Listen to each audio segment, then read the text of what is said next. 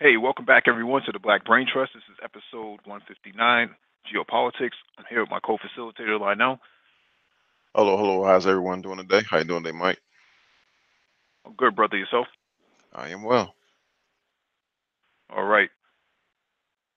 Please hit the like button as you come in. Share the video if possible. And there is a docket in the description beneath the video if you want to follow along. And we will get started.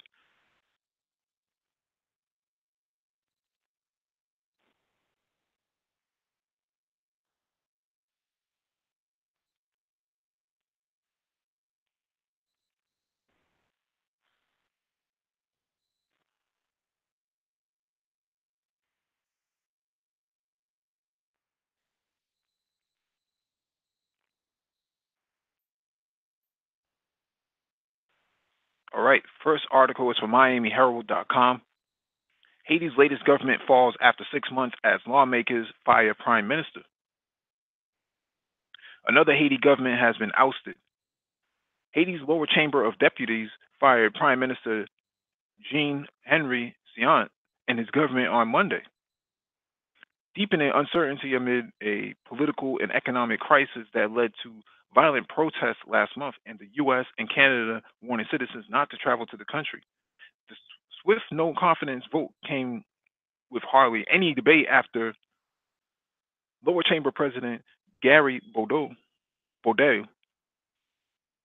noted that neither Sion nor any of his cabinet ministers were present. Deputies voted 93 to 6 in favor of censoring the government's, with three lawmakers abstaining.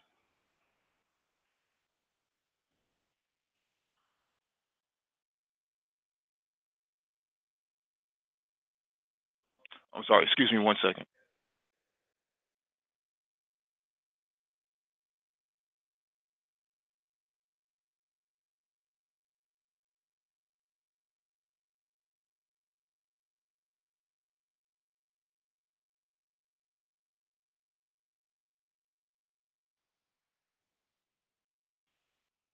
Quote, the decision is illegal and outside the Constitution. Sion told the Miami Herald, it is unacceptable. He added, the justice system needs to shed light. The vote came 1 day after Sion officially marked 6 months in office, and as both the lower chamber and the Senate engaged in a battle of high stakes political chess over his fate. The Senate, citing the recent arrest of 5 Americans with an arsenal of guns in Haiti and their subsequent release from the country, with the help of the State Department, had summoned both Sion and his justice minister to his chamber on Monday. But as Sion waited for quorum in the 30 member Senate chamber, Bordeaux proceeded with his hearing despite having received a letter from the prime minister informing him that he had already been summoned to appear by the Senate and would be unable to make it. It is un, it is illegal and it was unconstitutional. Deputy Sinal Betran, who was among the six who voted against the government censure, said about Bodo's maneuver. The Senate had already seized the file and they rushed to do this. We hadn't had a session in 3 months.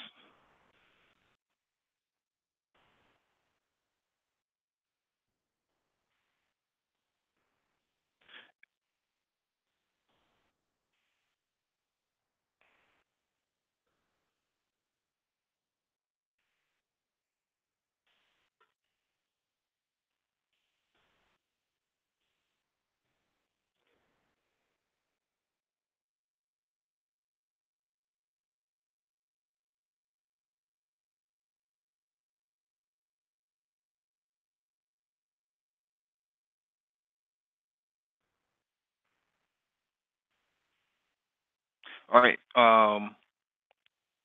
Zoe, if you want a link, let me know so we can get on and actually talk about this.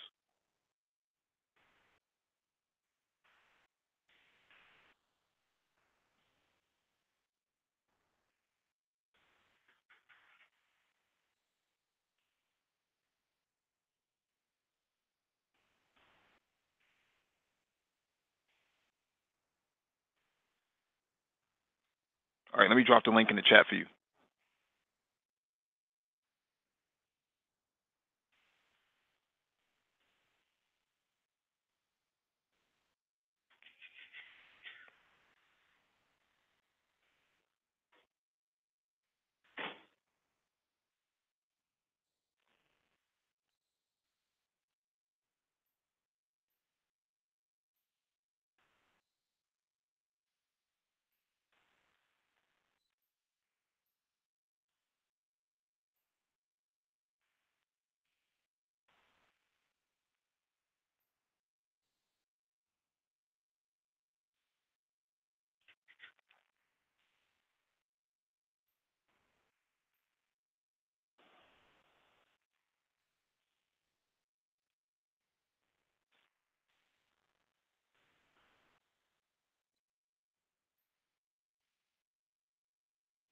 I'll wait for Zoe to come on, but just as my opinion, real quick. I know we're kind of delayed here, but kind of got interrupted. Basically, the Haiti's Chamber of Commerce, or the Chamber of their Senate chamber, basically overthrew the government. I've never heard of a prime minister being fired. This is the first time I've ever heard that before. I know you can vote people out or you can impeach people, but to fire them is something, it's like a job or something like that. Like you showed up late for work, so therefore you're terminated. But in this sort of, I guess in this sort of political system, you can do things like that and get away with it. I've never heard of a government firing their constituents.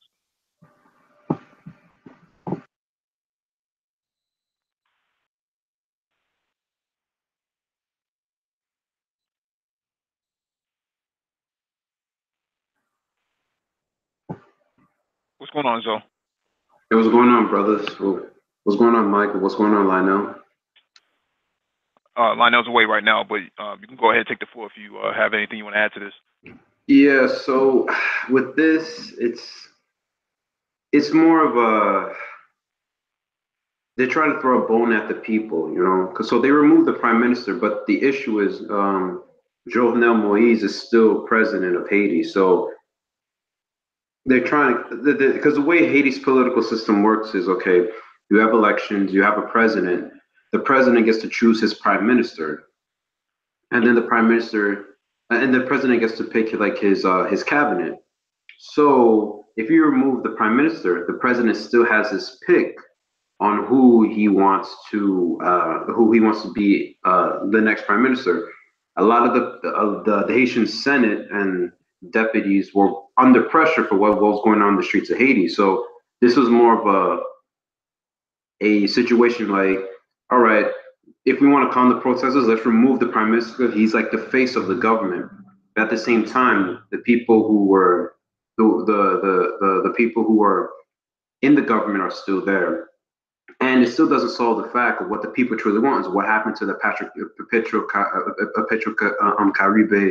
funds, because that's the main issue that the people are protesting for. And this doesn't address it. This doesn't address it at all. Removing the prime minister is just them trying to say, okay, we got rid of the prime minister. He was going to raise gas prices. Okay, can you guys calm down? And I don't think it's going to stop.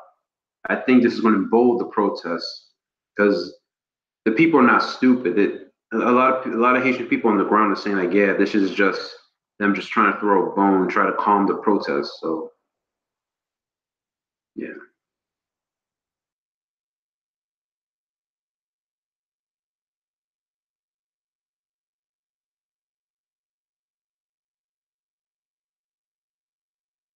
Yeah. And just remember that Jovenel Moise is still in charge. The people want him gone. The people want him gone. So it's not like that's removing Sean is going to change anything. It's not. It's not going to change nothing at all until Jovenel Moise step down and a thorough investigation is being done and proper election is done that are fair. Then the people will stop protesting. This is just nothing but window dressing by the Senate to try to cover their ass and try to cover Jovenel Moise's ass, basically. Yeah, interesting stuff. Definitely good information.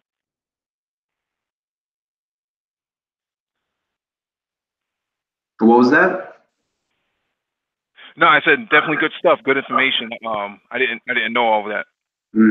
Yeah. I mean, it's yeah, they got rid of the prime minister, but it's the president is still going to have his pick of who he wants to be prime minister. Yeah, the Senate has to vote. It's kind of like over here, you know, if you want someone to be Secretary of Defense, the president can make his pick, but the Senate has to vote. But usually, the Senate votes for whoever the president picks. Usually, Right. and with regards to what's going on in Haiti, the Senate and the legislative branch is working hand in hand with Jovenel Moise's regime. So yeah. All right. Thank you for that. This one is from CBSNews.com. Venezuelan opposition seizes diplomatic offices in U.S. Maduro official warns of reciprocal action. Representatives of the National Assembly President Juan Guaido, who has been recognized by the U.S. and more than 4 dozen countries as Venezuela's legitimate leader, said they took control of 3 diplomatic offices in Washington and New York that were formerly operated by the government of President Nicolas Maduro. Touring in an abandoned diplomatic facility operated by Venezuela's military attaché Carlos Vachillo, Guaido's ambassador to the U.S., said the opposition had gained control of 2 defense ministry facilities in Washington and 1 consular building in New York with the backing of U.S. authorities. He added that he expects officials loyal to Guaido to gain control of the Venezuelan embassy in Washington's Georgetown neighborhood in the days to come. They destroyed everything. That's what they have done here. They have destroyed this house. This is an asset that belonged to the Venezuelans. Vecchio told reporters Monday after replacing a portrait of Maduro on the building's walls with one of Guaido's. If they do this in U.S., you can imagine what they are doing in Venezuela. Vecchio was accompanied by Colonel Jose Luis Silva, Venezuela's military attaché in Washington, and one of the few high-ranking Venezuelan armed forces officials to defect and back the opposition. The move by Guaido's representative will likely escalate tensions between Maduro's government and the Trump administration, which, along with recognizing Guaido, has imposed sweeping sanctions against the South American regime and pledged to spend millions in humanitarian aid for Venezuelan people. With the collapse in the economy, many Venezuelans are grappling with food and medicine shortages. When President Trump announced his support for the opposition in January, Maduro severed ties with the U.S. and ordered all diplomatic staff in America to come back to Venezuela after withdrawing non-essential staff in January. The U.S. ordered all remaining diplomatic personnel to leave South American country last week. Jorge Ariza, Venezuelan foreign minister, denounced the forceful and illegal seizure by Guaido's representatives, saying it was a violation of the guidelines established by the Vienna Convention on Diplomatic Relations. Ariza urged the U.S. government to prevent the opposition from taking control of the diplomatic facilities and in thinly veiled threat of a similar takeover of the U.S. embassy in Caracas. He said Maduro's government could take reciprocal action in Venezuela territory. This is people rolling up their sleeves right now. This is not some, you know, I'm crashing at your house. This, embassies are not like Airbnbs. You don't pull out an app and then say I'm going to be here on Monday. Please leave the light on or something like that. It doesn't work like that. What do you think about this, Zo?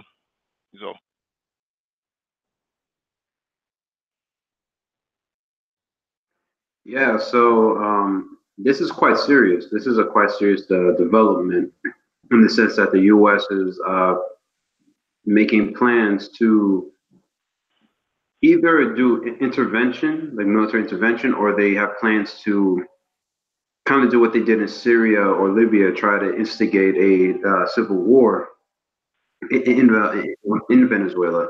Now, they're doing all of this, but at the end of the day, it's not really doing nothing much on the ground in Venezuela. Yeah, they're doing like, oh yeah, we're taking part of these. We are we put in the opposition is going to these embassies, and we recognize Guaidó. But the issue is in the ground in Venezuela is nothing they have done is working. Now, however, this could be the beginning stages of a U.S. military intervention. I don't think there's going to be U.S. military intervention because one, Brazil and Colombia don't want it because after Brazil got that warning from Russia, the U.S. doesn't really want to get bogged down in Venezuela because there's no guarantee if you remove Maduro, the situation will get better in Venezuela. That's just a fact. I mean, we've seen this with regime change. You can remove the regime, but there'll be total chaos and anarchy, and the humanitarian situation will worsen. So they're not going to do that. But I believe what they're going to do is they're going to try to instigate a civil war. They're going to have those Venezuelan soldiers that deserted into Colombia, probably give them some arms, give them some training, and try to get them to start an insurgency against the Venezuelan regime. But the caveat with that though is you're going to have a refugee situation. The refugee situation would worsen. It would destabilize Brazil and Colombia and other surrounding nations. So it's like the U.S. is between a rock and a hard place because nothing has worked. The protest hasn't worked. Maduro has not given them a reason to intervene.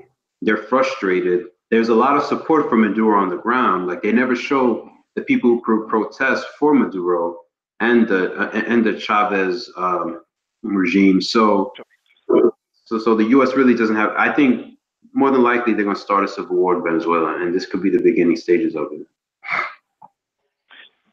And I agree with you on this. The only problem is if there is a civil war, the military, the Maduro government has the backing of the military. So who's going to really, the opposition doesn't have tanks. They don't have an air force. They don't have heavy armaments to defend themselves against an onslaught from the actual military and the national defense forces. That's just not in their it's not in their cards right now. If you compare this to Syria and you look at what happened in Syria, the Syrian opposition or the rebels Al Sham, they had a lot of heavy weapons that they stole from the military barracks of the Syrian government.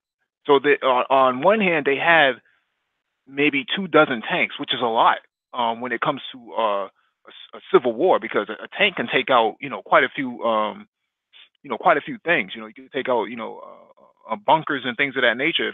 Especially if it has enough ammunition and fuel, it can go quite the distance. So you have about 24 tanks and howitzers and all types of mortar fire. You can kind of hold out for quite some time. But on this side of the pond, when it comes to Venezuela, if you're the opposition, you really don't have access to heavy armament.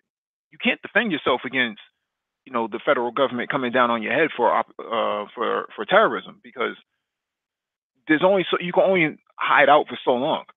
You don't have access back into Colombia because the Colombian government has closed the borders with Venezuela. So you're not going to get any sort of heavy armaments from Colombia. And Brazil, I think their safest passageway is through the Amazonias, which is supposed to be really mucky and muddy and not really accessible with traditional military hardware. I don't think that's really an avenue or a pathway for logistics. Now, when it comes to the internal piece, you would have to get some ATGM, some anti-tank guided missiles, and take out all those tanks coming in. That's the only way you're going to put up a fight for that. Go ahead, Lino. Again? Go ahead. Oh, um, what's going on, Zoe? How you doing? What's going on? What's going on? I ain't. Did I cut you off, Mike? No, I'm finished. Oh, okay. I agree with you all saying, and to your point, Mike, the border between Venezuela and Brazil is where some of the thickest parts of the Amazon rainforest is at. So that border will be hard to defend, have a battle, civil war, or cross. Um,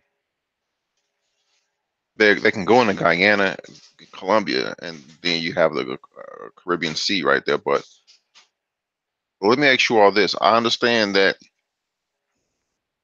Guaido and his regime has seized the embassies in America. Now, can this be a chess move that we cannot see right now the outcome? Like, they have control of the outside funds, Venezuelan funds from Europe, UK, America, because America, UK backed Guaido, so he has control of that. Now he has control of the embassy. So these moves seem like pawn moves, but in a bigger chess move game, in the bigger chess game. Now I understand Maduro has the backing of the military, which is huge, which is not small and no way possible. So if was a civil war on the ground of Venezuela, then Maduro will have the upper hand. These, but with the seizing of the embassy in America, do you see this as a chess move, or is it something that he's just doing just to show people that he's, the true leader of Venezuela? Well, it doesn't. Whether or not he claims to be the true leader of Venezuela is at this point, it doesn't really mean anything because he doesn't have the backing, right? He doesn't have the backing on the ground, which is why they don't want elections, right? They don't want snap elections because if people have to go to the polls, he know he's going to lose because he doesn't have the backing right now. He doesn't even look good. So if they have to go by force to try to take that sort of power from Maduro, which is why the U.S. moved the gold and other assets and that were frozen by the U.S. and put it inside um, Guaido's account because there was no way that he was going to get legitimate support on the ground. So he has to do it by force. Now, Guaido taking over the opposition, taking over the embassies in Washington, the consulate, is probable because Maduro had already recalled all of his staff anyways from those facilities. So there was nobody there to occupy it. So they filled that void. So that makes sense. It's a power move on behalf of the opposition, but it doesn't really mean anything because you still don't have legitimate backing on the ground, and you don't want snap elections, because you're going to lose those. So, what are you going to do with all this, with all these physical assets and all this money? Because you can't spend it. What are you going to do with it? You can't get any goods on the ground imported into Venezuela. All the highways have been cut off. All of the bridges and entry points, ingress and egress, have all been cut off by the military. Now, what are you going to do? You really can't do anything at this point. It's a stalemate, in my opinion. So go ahead. Yeah, and that's the issue. It's a stalemate because everything the U.S. has tried and Western powers have tried to remove Guaidó with the protests, with the aid coming through the Colombian border, and all that has failed. So this is for me, this move is kind of meaningless, but it could be the beginning stages of something major is going to happen, that the U.S. is probably going to go with the last option, the option that they didn't want, which is a civil war. And you bring up many points of why a civil war would work, because the opposition doesn't have an army or whatever. But that's the only option. That's the only option Washington has, and I don't see them giving up. They tried everything. They tried the blackout. They've tried, the protesting. They tried destabilization. You know, they tried the aid coming in, and all of that is not working. So they have to do they're probably do the ugliest option, the option that nobody wants, not even the opposition want, which is a civil war, which would basically tear apart Venezuela. Because yeah, the opposition doesn't have a military, but the U.S. will probably flood the area with small arms just to destabilize the area, and it would be it would I don't think a civil war would work, because it would work into Maduro's favor, because he'll say, see, the Western imperial powers instigated a civil war, the opposition is trying to tear Venezuela apart. So, but I think civil war is the last option. Like, that's the option nobody wants, but they're gonna go ahead with it. If that answers Lionel's question. Yeah.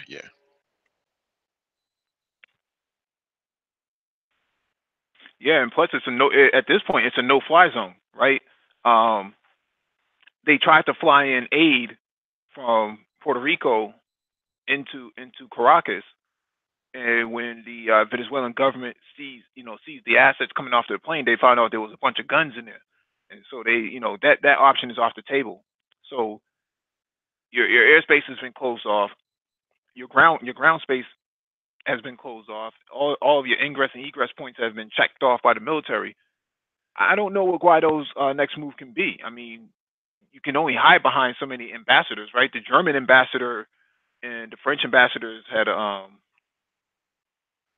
they've escorted Guaido from the airport to back into the opposite of the country. Okay, well now Maduro says that the German ambassador has to leave now. So now what? Taking all these pieces off the chessboard for all these pawns off the chessboard for Guaido. You can't hide behind those pieces anymore. At some point, they're going to come and they're going to go after you single-handedly. Now, Pompeo and Bolton have both said that if anybody puts their hands on Guaido, it could be consequences. Well, what kind of consequences? If I was Maduro, that's what I would be saying. What kind of consequences? Let's see how let's see if you speak with conviction on this, because one, he's a Venezuelan citizen. Two, he's in sedition of the government. You want to overthrow the government by colluding with outside powers. You've already violated, and you are treasonous to the state itself. You should be arrested, and there is a warrant still on the docket for him to be arrested. So I don't know. I don't think he can get out of the country at this point. I mean, if the American embassy is being closed this week, and they're leaving, are they going to leave with Guaido, or are they going to leave Guaido there on his own and wait for him, to call for help? I mean, even if he did call for help, I don't think the United States has the stomach right now. At least the citizens don't have the stomach to go to war inside Venezuela. Yeah, I agree. I agree with that point, because I never understood Guaido's strategy from the beginning, because it's like, okay, he wants the people to protest, to put pressure on the military to basically do a coup against Maduro, but a lot of the generals and the officers and all of them, they support the regime 100%. Yeah, you have some defections here and there, but that's not enough to change the realities on the ground. So opening these embassies I would say, is pretty much meaningless unless Washington has something up their sleeve. And their only option is intervention, but they don't have the excuse to do an intervention. They would have to go to the UN Security Council I mean, they could do it unilaterally. They could do it, but it wouldn't be a good look, because Russia and China would be pissed, and then it creates this situation where it's like Russia's like, all right, you intervene in Venezuela, fuck it, then we're going to intervene in Ukraine. Like, we're going to take Eastern Ukraine, fuck it. So they can't really do that, and also there's no stomach for a conflict, especially in Venezuela, because Venezuela is not Panama. And it's funny, you got people in the right, in the far right who said, well, it would be easy because it would be just like Panama. We're just going to go in, take Maduro like we did Noriega, but it's much more complicated. And Venezuela is a very fragile society that you try to remove the regime, it would be just total chaos, and that would not benefit. That would not be good for the neighboring countries, which is why Colombia and Brazil have been very mute on intervention in Venezuela because they know the destabilization could spread to them because both those countries already have a significant crime problem. Who would benefit from from Venezuela being destabilized? The cartels in Colombia and the gangs in Brazil, because you can have arms flowing in and out of those countries. Flows from You have arms flowing out of from Venezuela, going to into the favelas of Brazil.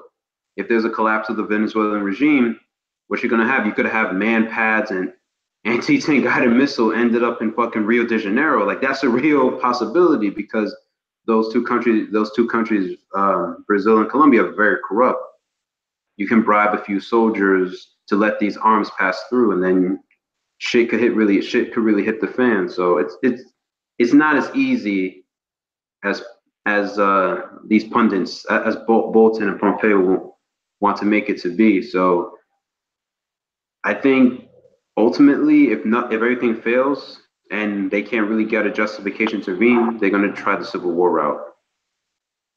Uh, yeah, a civil war won't work on their behalf because they don't have a way of getting the logistics in, and they don't have enough artillery to go against the federal Yep. government itself. That would be over and done with in 30 days. Mm-hmm. Yeah, I agree.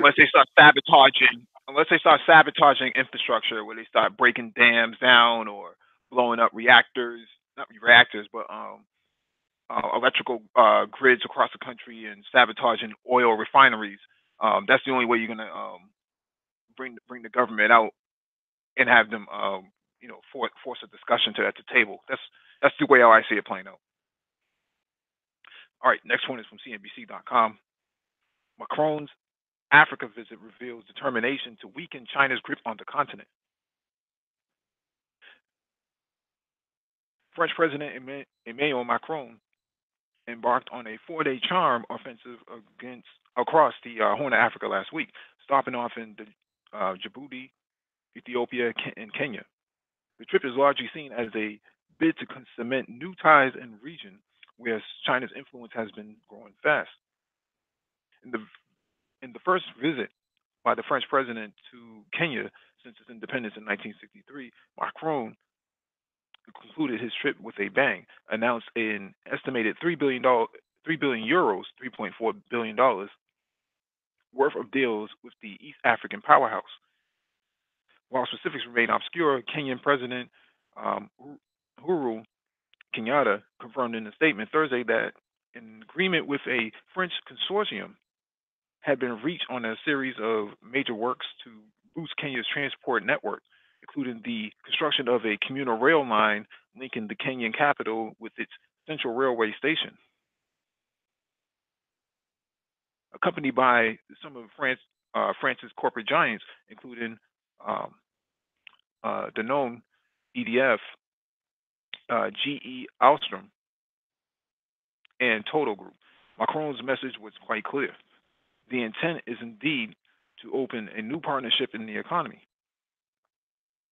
Macron said in the joint press conference with Kenyatta on Wednesday. Now, what we want to do, especially with our delegation of companies, is to be a part of the new growth and agenda. This is how France could be a long-term, credible economic partner, he added. Both sides expressed keen intent to turn this visit into a long-term affair with cooperation spanning beyond business and including a series of environmental and educational alignments of their interests. However, some of the local reaction was less enthusiastic. Twitter was flooded with adverse reactions to Macron's visit. One tweet read, "People like Macron are the real stumbling blocks to development in Africa." Why this France-Africa push? One clear goal for Macron is to curtail the influence of Beijing. Macron is wooing African counterparts beyond traditional allies in non-francophone Africa, such as Ethiopia and Kenya. This marks a significant effort to assert France's competitive edge in the region, where China's grip runs deep. France has been competing with China across Africa now for a while. For a lot of French companies, this has meant fierce business with deals often being signed behind closed doors.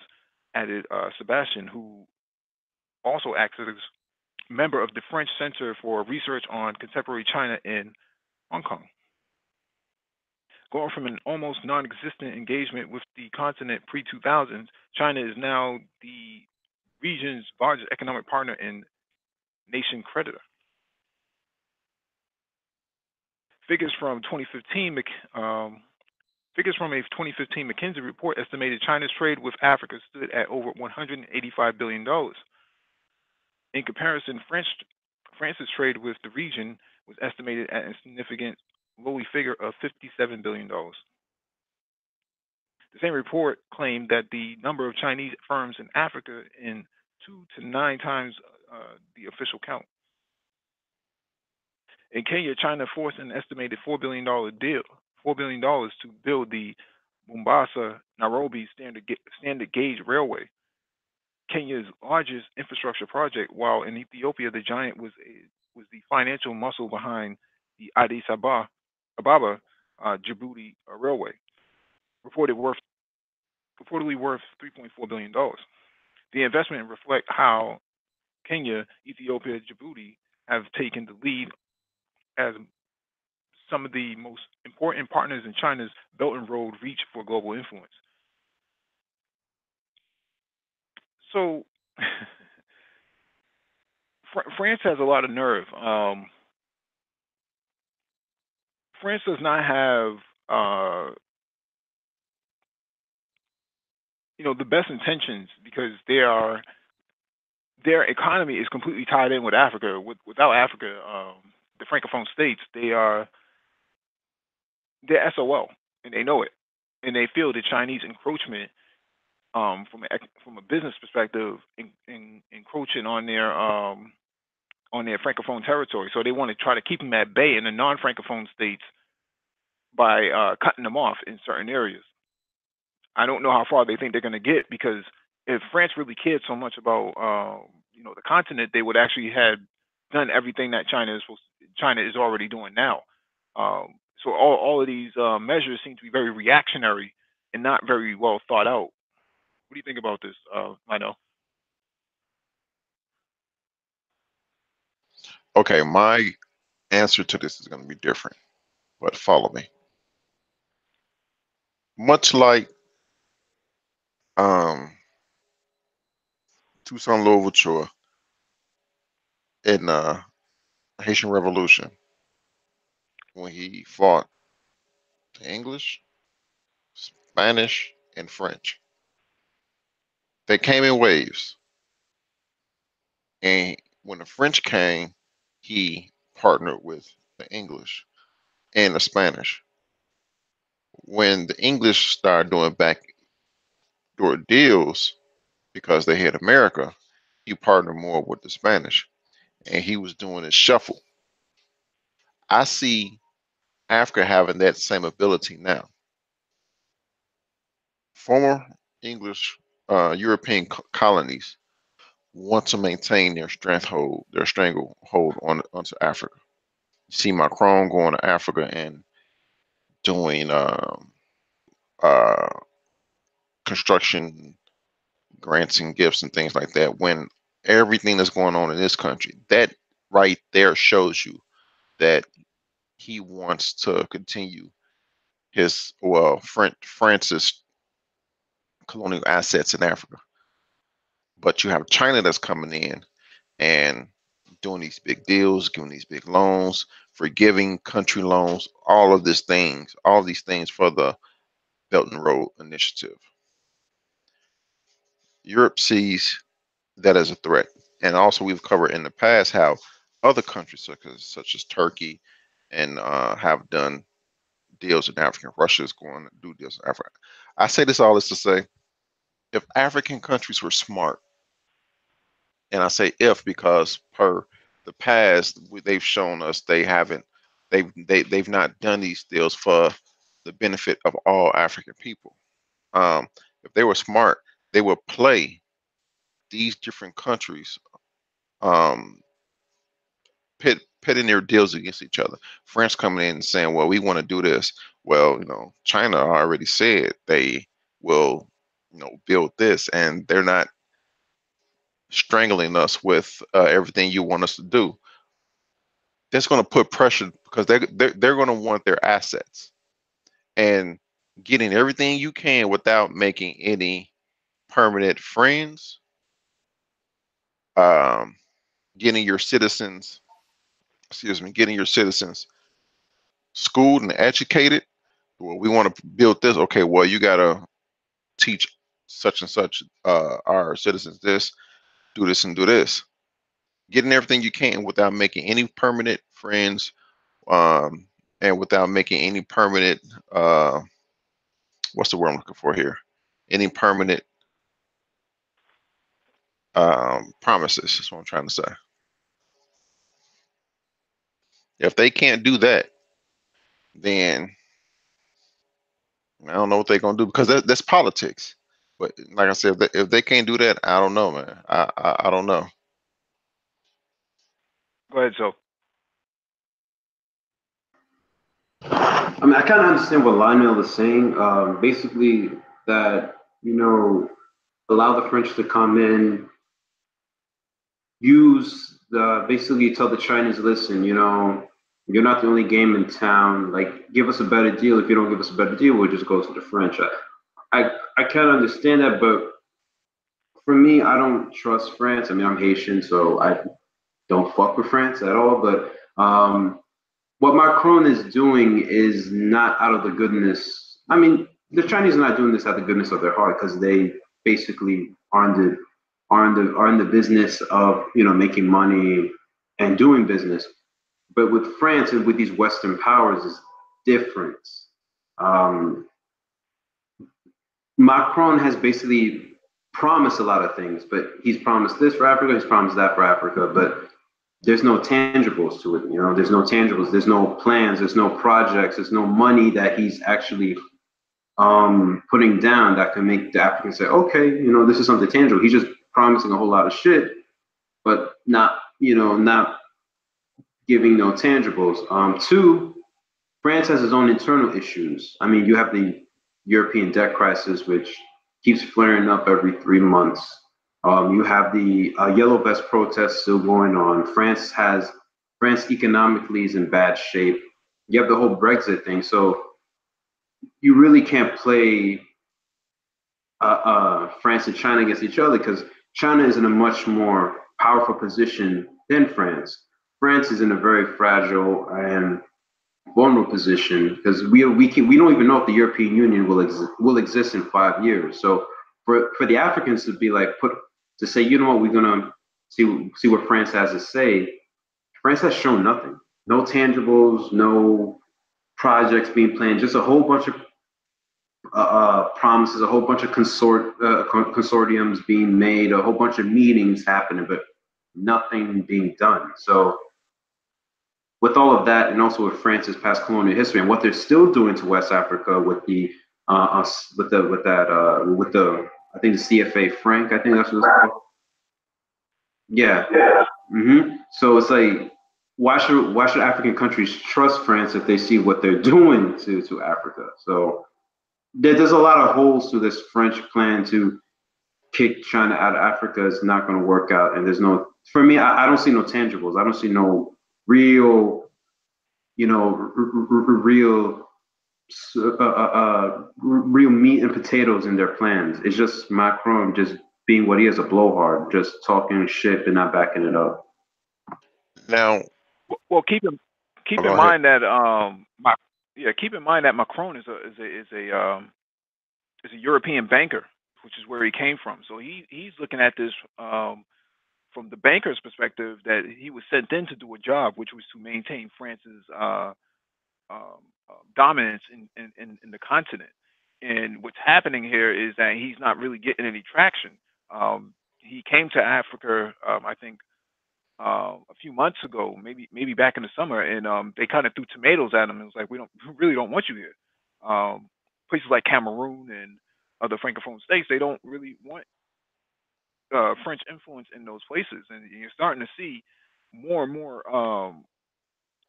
more and more of these people on the continent that are basically saying, yeah, we don't really need France anymore. Like, what's the benefit? Because you're not really getting any of France's social system services placed inside these francophone states. But in France, they're reaping the benefits from all of the thievery that's going on the continent by taking all the continent's assets and finances. So And with me, I'm not saying trust them. I'm not saying be getting bad with them, and I'm not saying that. I'm saying be strategic. And now, of course, I don't live in these former French African countries, so I don't know how they feel about it. I can guess. I can get a good guess on how they feel about it because with the Swiss franc, and as and like you said, so with the CFA franc, France is holding Africa's money. It's like 13 colonies, well, 13 countries they're holding their money. That's a lot of money, and France is reaping the benefits. All French citizens are reaping the benefits off that. That has to stop. I agree. I'm not saying uh buddy with France. I'm just saying be strategic. Be a political player. Don't be a political pawn. Be a political juggernaut. So when people approach you, they have to know we're messing with someone that know their business. That's what I'm saying. mhm. Yeah, these former British colonies, they don't really stand to benefit a whole lot as it stands. I mean, a lot of the legwork and a lot of the structural or the infrastructure that's been put in place now has been put in place by by the Asian tiger. So they're gonna have to figure out a way that's better. They're gonna have to one up the Chinese for that matter, because Chinese have already put out 90% of what those countries actually needed, and unfortunately, you know,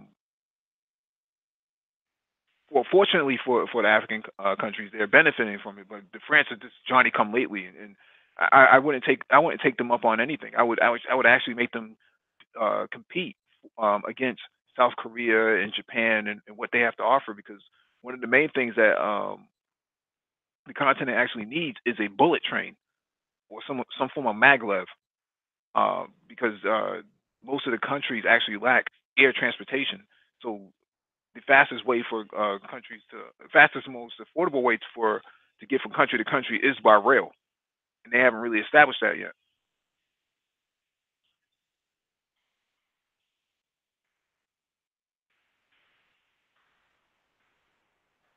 Right. And all those things they need, they can get them and teach their citizens on how to build it and maintain it, because there's no sense of getting them without teaching your citizens on how to build these infrastructures themselves, because if you don't do that, you'll be asking the same people who built them to come back and repair and fix them. You have to Right. train your citizens. You have to train them first, then get them, just like China do. They they'll have 20 people hitting one nail, but you have to get all you have to contract with your citizens, go out there and build that bridge, go out there and help build that maglev train, go out there and do this and that. Train them on aviation. So when you get these um, state run um, airplane business like Airline. Ethiopia, your airlines like Ethiopia, Etihad, Singapore, Dubai. When you get these state-run airlines, you have black pilots, black staff. That's that's one way, one great way to come up. You just don't. Well, I got mine. My closet full of 300 something Gucci shoes, and your country starving. No, you need to get it. You need to guillotine if you're doing that.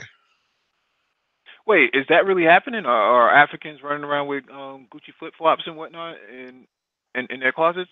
No, the presidents, like these presidents, be having closets full of stuff, having property in these European countries, and doing the most. Oh, Meanwhile, well, yeah, yeah, that's money. That's money laundering. That's typical. But you're right. Money laundering is from a lack of governance and not so much of a lack of not so much the people on the ground. But I understand your point. But I think the perspective that they should take is how do we how do we leverage drone technology rather than put our money into Boeing or put our money into Airbus? Or how do we develop our own airframe that every other African country can actually use and benefit from and manufacture it on the continent itself, right? So now you can create jobs out of it. But I'd be more personally thinking about drone flights, more ride sharing and things of that nature because I don't see Africans traveling um, or having enough um, wealth to travel all over the continent or even you know getting to Europe for that matter. I mean, we see migrants drowning in the Mediterranean all the time. So we know that Africans are not spending that kind of money. It's really the outsiders, from Europe and Americas that are really traveling into Africa or in and out of the continent itself. So I don't know if I would put my money so much into an airline, but I would probably want intercontinental travel to be more of the goal because if you don't have a intercontinental rail system in the same way that America has Amtrak, you're kind of screwed. You really don't have that much mobility. mm, Yeah, that's very true. That's very true, and that's the main issue. I think even with Europe, because they have like open borders. Well, for the most part, before the refugee crisis, they have I think they have train systems that go through you know I think through the English Channel from England to France. Yeah. That sort of thing. So Africa severely needs something like that. Like a bullet train, an intercontinental train. That would really change things. But I don't see African countries getting along with it because there's too much bickering and too much. Um, also the politicians who are pretty much corrupt. But I'll say one more point about the whole France and Africa thing. I think one major reason African countries won't trust France is they see the way African immigrants are treated in France. So that's like a major thing that have them a little bit leery about why should we trust working with you when you treat our brothers and sisters basically like second class citizens, you basically isolate them in the suburbs, that sort of thing. So I think that's another reason why Africa's not too welcoming to France. Mhm. All right. Next article is from Bloomberg.com. U.S. sanctions Venezuelan gold company for supporting Maduro. U.S. The U.S. Treasury on Tuesday imposed sanctions on Venezuelan Minervan State Gold Mining Company, which it says illicitly props up the regime of President Nicolas Maduro. Minervan, whose full name is Compañía General de Minería de Venezuela, and its president, Adrian Antonio Perdomo Mata, are now designated under the Office of Foreign Assets Control, or OFAC, the Treasury Department said. The company's property and assets in the U.S. are blocked, and all U.S. citizens are barred from dealing with them. Anyone doing business with them could also face U.S. sanctions or U.S. actions. This is the sixth round of sanctions since January by the U.S., which is seeking to wrest power and the military loyalty away from Maduro and toward interim President Juan Guaido. Persuading the military has been a essential challenge in the 2 months since Guaido with U.S. backing, declared himself interim leader. Quote, the regime has apportioned responsibility for oversight of gold extraction to select military officers who take their cut.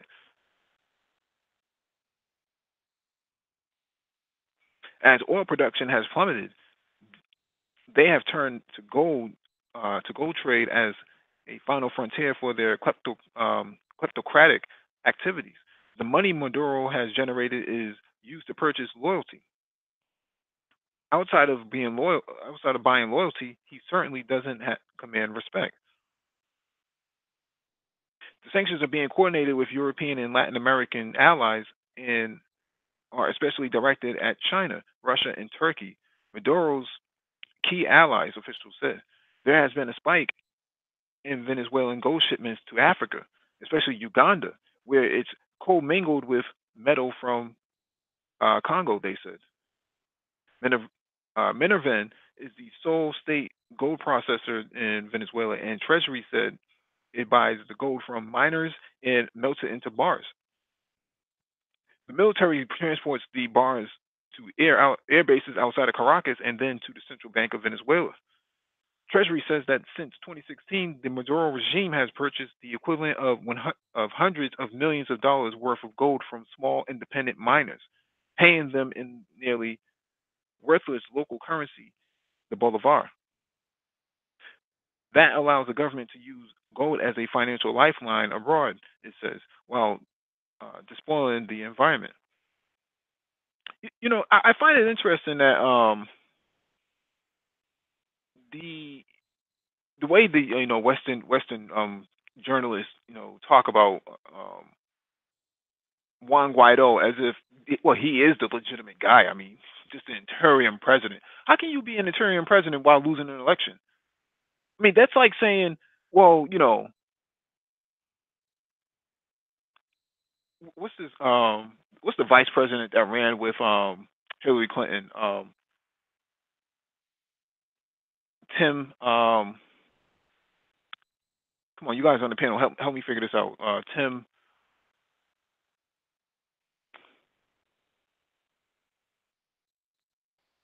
I was going to I met Tim with you. Tim Kaine. Tim Kaine. There you go. Yeah, Tim Kaine. Right. Imagine if Volvo or Volkswagen said, well, we don't really recognize, or Europeans said that we don't really recognize, Trump. We recognize Tim Kaine. Like, who takes that seriously? I mean, who would take that seriously? I mean, even with Donald Trump winning the election by electoral vote, they were apprehensive about recognizing Donald Trump for quite some time. I think for like 30 days or something like that. They were having a hard time recognizing him.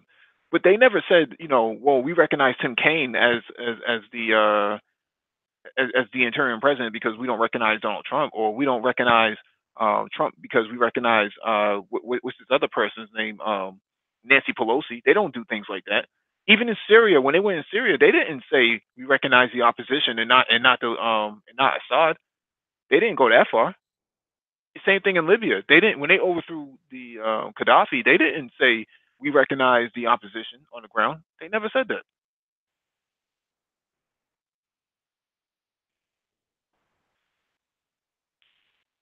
Exactly. But I guess that's the reason why, because we saw what happened in Libya and Syria, those situations failed. So, I mean, with Libya, they removed Gaddafi, but Libya has been the source of instability in the Sahel and in Africa. But yeah, you make a fair point.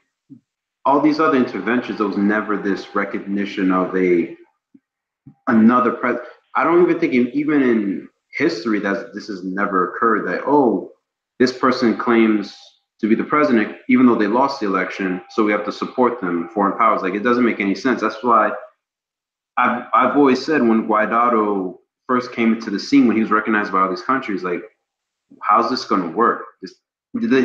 All this planning makes no sense. I don't know, and it shows that on the ground it's not working at all. It's not working. Go ahead, Lano.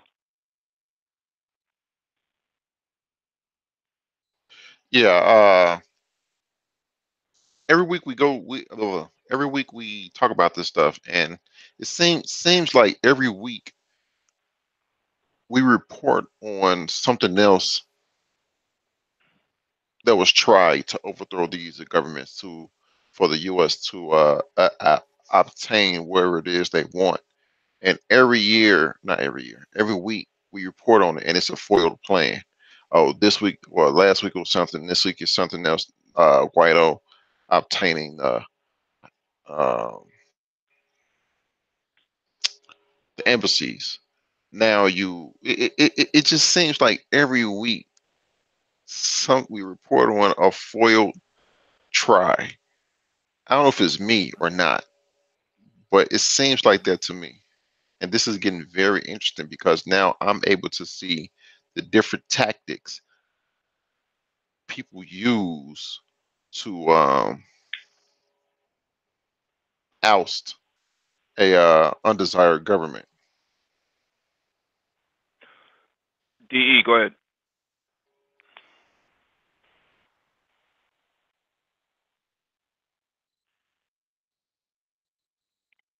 Going once, going twice. All right. All right. Next one is from the Chicago Tribune.com. Maduro's muscle. Motorcycle gangs known as collectivos are the enforcers for Venezuela's authoritarian leader. Authoritarian. The neighbors were fed up. For days, they had no electricity or running water because of a massive national blackout. So one morning this week, they piled logs and garbage into a makeshift barricade in their middle class Caracas neighborhood and started yelling slogans against the government. Then came the motorcycles. There were at least 20 of them. Their motors buzzing, driven by men with scarves over their faces, according to the interviews with 10 witnesses. The demonstrators scattered, but as people in the surrounding buildings started hurtling bottles at bikers, the men raised their weapons, pistols and rifles, and opened fire. No one was injured, but the neighbors were terrified. Now we can't even protest because they'll shoot at us. Delia, Delia Arellano, 72, one of the demonstrators. The attack on Sunday was a chilling sign of how President Nicolas Maduro is increasingly relying on parliamentary groups as he clings to power. This week, he publicly urged the motorcycle riding collectivos to intensify their efforts as the country teetered on the edge of economic collapse and a U.S.-backed opposition movement pressed for his ouster. Quote, I call on the collectivos, the hour of resistance has arrived. Active resistance in the community, Maduro declared in a speech on Monday. The collectivos are nearly as big as Venezuela's armed forces. They number perhaps 5,000 to 7,500 members nationwide, most of them in cities, according to Alejandro Velasco, a history professor at New York University who has studied the phenomenon. But they help explain how Maduro has remained in power even as the country's economy and poorly maintained power grid have broken down. The paramilitary forces are nimble and committed, and they have an extraordinary ability to sow terror. Ingrid Malando witnessed Sunday's clash between the neighbors and the collectivos in Chicago, a business district of apartment buildings, offices, and hotels in eastern Caracas. Before the government repression just meant tear gas, said Maldonado, 49. Now there are bullets. It's different. You think twice about going out. I find this interesting. You can read the whole thing if you want to. I find this interesting because okay, so you have some guys on motorcycles who are proud of their president. What's the difference between these guys on motorcycles and people wearing MAGA hats in America?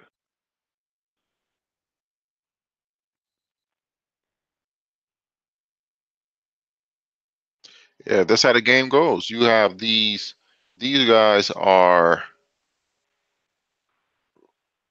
what, what would they be like far right? No, they Uh, wouldn't be far right. They're just supporters. I mean, they're no different than the Hell's Angel biker gang in America. it's like they're super supporters. They're Venezuela or nothing else, no matter who's in charge. And you do have a point between them and the people that are wearing MAGA hats. There is a correlation. I agree with you. Um, but as far as this biker gang, that's how it is. That's how the game is. Anywhere else, you would find this in the Middle East, Southeast Asia, China, Africa. You will find this where you'll have a foreign government trying to overthrow your current government, and then you have your citizens that are just not going to have it, and they're just staunch nationalists. They become this. They get pushed into this type of role where anyone else is supporting the overthrow, coup d'état, or change in government, they get a bottle upside their head. I don't know. There's various reasons why people. It's true. They fight with bats, bottles, pipes. These are their weapons of choice. And Oh, you mean the Trump supporters in America? really, anywhere, to tell you the truth. Well, I Knives. think in America, well, because China doesn't have a democracy, so it's a little bit different. And most of Africa doesn't really have that much of a democracy either. Okay, okay. But you still see this in certain sections around the world where people become super nationalists and just defend their country, and their country do no wrong type of deal. Hmm. Hey, And so the thing with the uh, and the thing and oh, sorry. Uh, no, go right ahead. yeah, so with the collectivos, these are hard. These are not only nationalists; they're hardcore Chavez supporters. These are this paramilitary group are groups of people who, from the neighborhoods that Chavez's economic reforms when he was in power, that they benefited from, with social benefits and all that. So they are there as another force to be reckoned with, but by the government to show the United States, listen, like even if you remove me, there's still staunch supporters out there that will keep the fight going on. Like these collectivos, if they remove Maduro, these are going to be these are going to be the insurgents that will go against any post any post Maduro government. So these are hardcore supporters. These are another reinforcement because there's the military, there's the National Guard, I think there's a national militia that Chavez started with supporters, and the collectivos are basically the urban supporters of Chavista. So they it's not they're enforcers of the authoritarian regime because in Haiti, Aristide did the same thing. He had gangs that supported him, and he gave them weapons, and they kind of safeguarded his regime for the most part. But they are there that okay, if Maduro's gone, they can cause havoc to any post-Maduro regime. Like they will stand and fight. And I've read articles where these colectivos have been trained by FARC, the guerrilla Colombian group, which FARC has said if there is intervention, they will fight. The ELN, which is another Colombian guerrilla group, said that if there's an intervention, they will fight. So this is just another a force, for to reinforce Maduro it's basically a show of force to the United States. Listen, it's not going to be easy if you remove me, and even if you remove me, these guys are going to wreck shit up. Like so, this is the situation.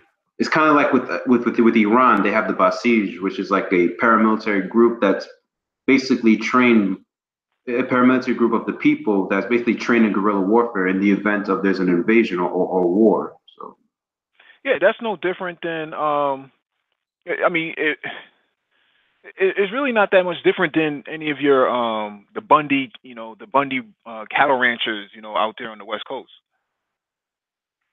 right? It's all the same, in my opinion.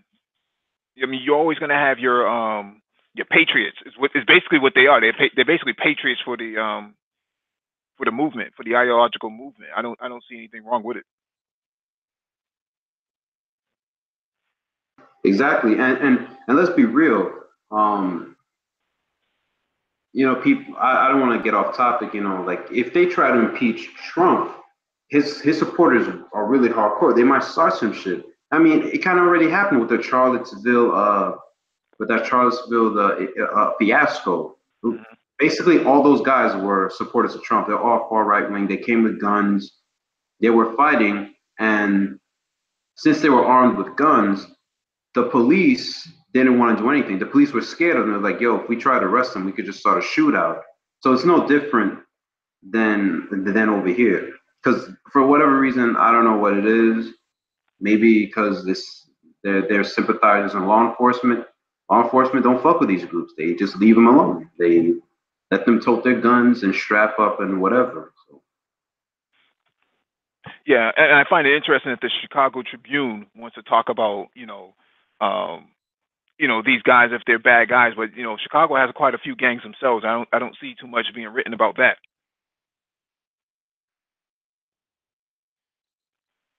I mean, exactly. That's true. It's just U.S. propaganda. Like the propaganda machine is just it's gearing up for something. Like you can tell, like there's like a war propaganda machine being turned out either for intervention or to basically start some shit with a civil war or whatever to remove Maduro. Because Mhm. if you look at all the U.S. media, it's basically anti-Maduro. Like they don't show the other perspective. Exactly. DE, you have anything you want to add to this?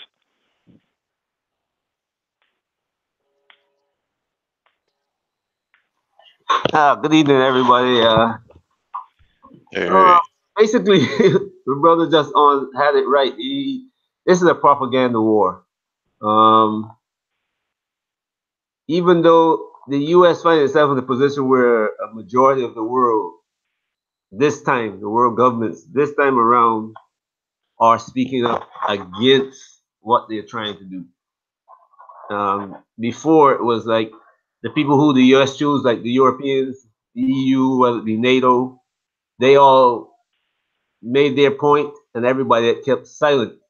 But now the Chinese are speaking up, the Russians are speaking up, and even little islands like St. Vincent and the Caribbean are speaking up, and they're saying this is not the right way to go about it. So this is a propaganda war, and the media in the U.S. of course is going to support the government because uh, they have to have a back door to talk to the president, get the scoop and know things. So that's part of the a country's. Everybody does it. The Chinese have it. Um, even Maduro has it, but he doesn't use his in the way that the U.S. is. The U.S. is really being shown as the one who's doing the strong army, and so the U.S. has to get their media to point out things like this. And then after they point it out, then somebody else in Venezuela or somebody else here in the US, like online, will come out and say, hey, these guys are not really, and here's the proof. And that's what's going to happen. Hmm. All right, next one is from forwardpolicy.com. The Pentagon's empty throne. A good number of people in the defense community thought that this would be the week that Patrick Shanahan finally escaped the dubious distinction of being America's longest running acting Secretary of Defense. It was expected that President Donald Trump would officially nominate Shanahan to replace James Mattis as Pentagon chief on Friday.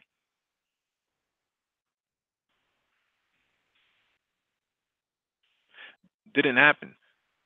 Even though there was a meeting at the Pentagon on Friday that featured the administration's national security heavyweights, Secretary of State Mike Pompeo, National Security Advisor John Bolton, as well as Shanahan and the president himself.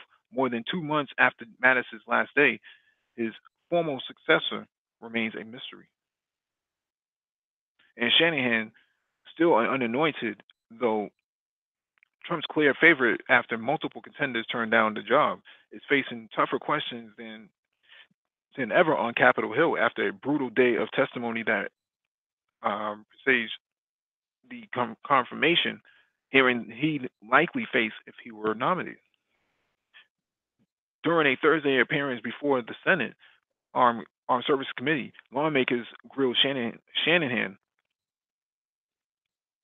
about Trump's plans to declare a national emergency and use $3.6 billion in military construction funds to build his long-promised wall along the border with Mexico, as well as with the move in the Pentagon's budget request for fiscal year 2020 to skirt spending caps by moving a large chunk of money to a controversial war account. Shanahan also confronted questions about his former employer, Boeing. Even as the aerospace giant was engulfed in the global credibility crisis over its 737 MAX 8 airliner, which was grounded Wednesday by the Federal Aviation Administration following 2 devastating plane crashes. Shanahan was the subject of a recent ethics complaint alleging that he was inappropriately favoring Boeing in contract decisions. Some insiders said the reaction on Capitol Hill to Shanahan's performance in what was only his second ever appearance before the Senate was not positive. I don't know.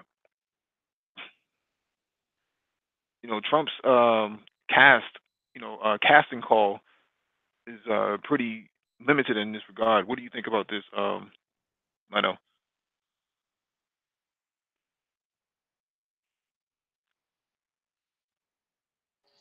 I'm gonna pass on this one. I don't. I'm. Yeah, I think I'm gonna pass on this one. Go ahead, Zoe. I mean, this just indicates Trump's incompetence. He's not a. I mean, I'm not really a political person, but he's not a really good leader. The people he picks to run specific departments have been an abysmal failure. Like who was the guy who was the charge of Secretary of State? Yeah, Rex Tillerson. Rex Tillerson basically hollowed out the State Department, and it's just been a fucking disaster. Then you have this guy who's basically doing a shitty job at the Pentagon, which is it's hurting the U.S. It's hurting you with the U.S. war effort. Anyway, so it's like when shit at the top is in bad shape, it affects the bottom. Mm-hmm. And we have to say, I mean, so far, we have to say that, the United States is lucky they've not gotten into a shooting war right now, because if there was a shooting war with this administration in charge, whether if it's, Venezuela or Iran or, God forbid, China, Russia, it would be a fucking disaster. It would be really bad. It would be a fucking disaster.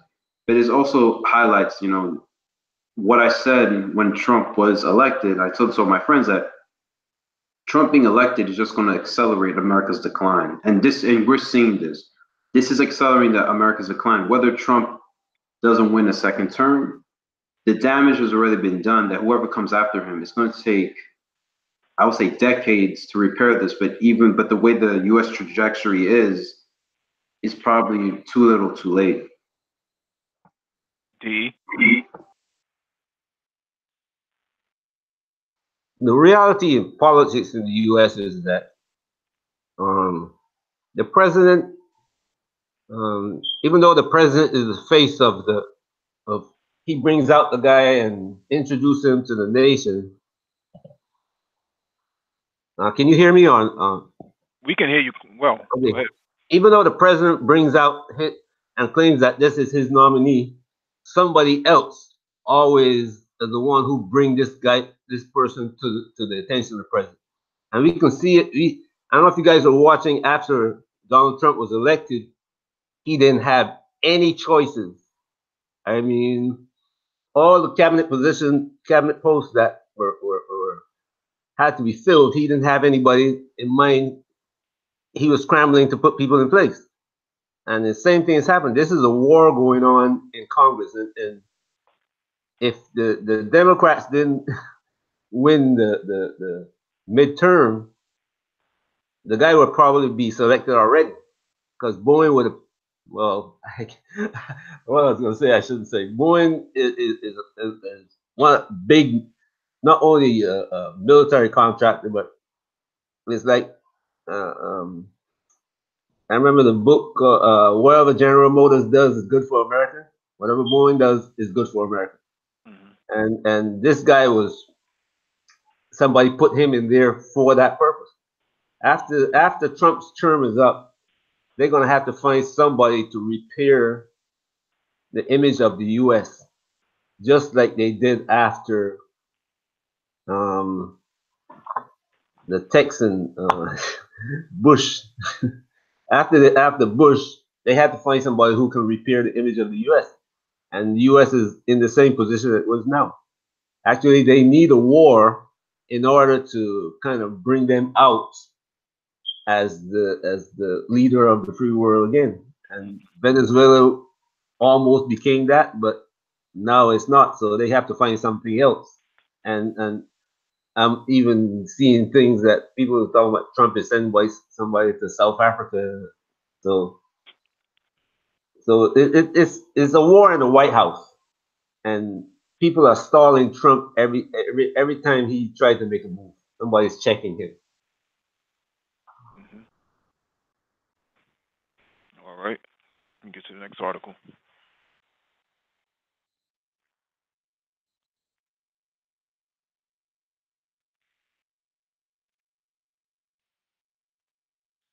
All right, this next one is from Reuters.com. Trump says strongly considering NATO membership for Brazil. U.S. President Donald Trump said on Tuesday he was strongly considering NATO membership for Brazil as he welcomed Brazilian President Bolsonaro to the White House. Quote, we're going to look at that very, very strongly in terms of whether it's NATO or it's something having to do with an alliance, Trump told reporters sitting next to Bolsonaro. Trump also said he supported Brazil's effort to join the Organization of Economic Cooperation and Development, OECD, a club of world advanced economies. Brazil, the world's eighth largest economy, applied in 2017 to join the OECD, which has around 36 members, including Latin American countries, Mexico, Chile, and Colombia. A senior member of Bolsonaro's economic team said last week Brazil did not expect the U.S. government to announce support for its bid to join the OECD during Bolsonaro's visit.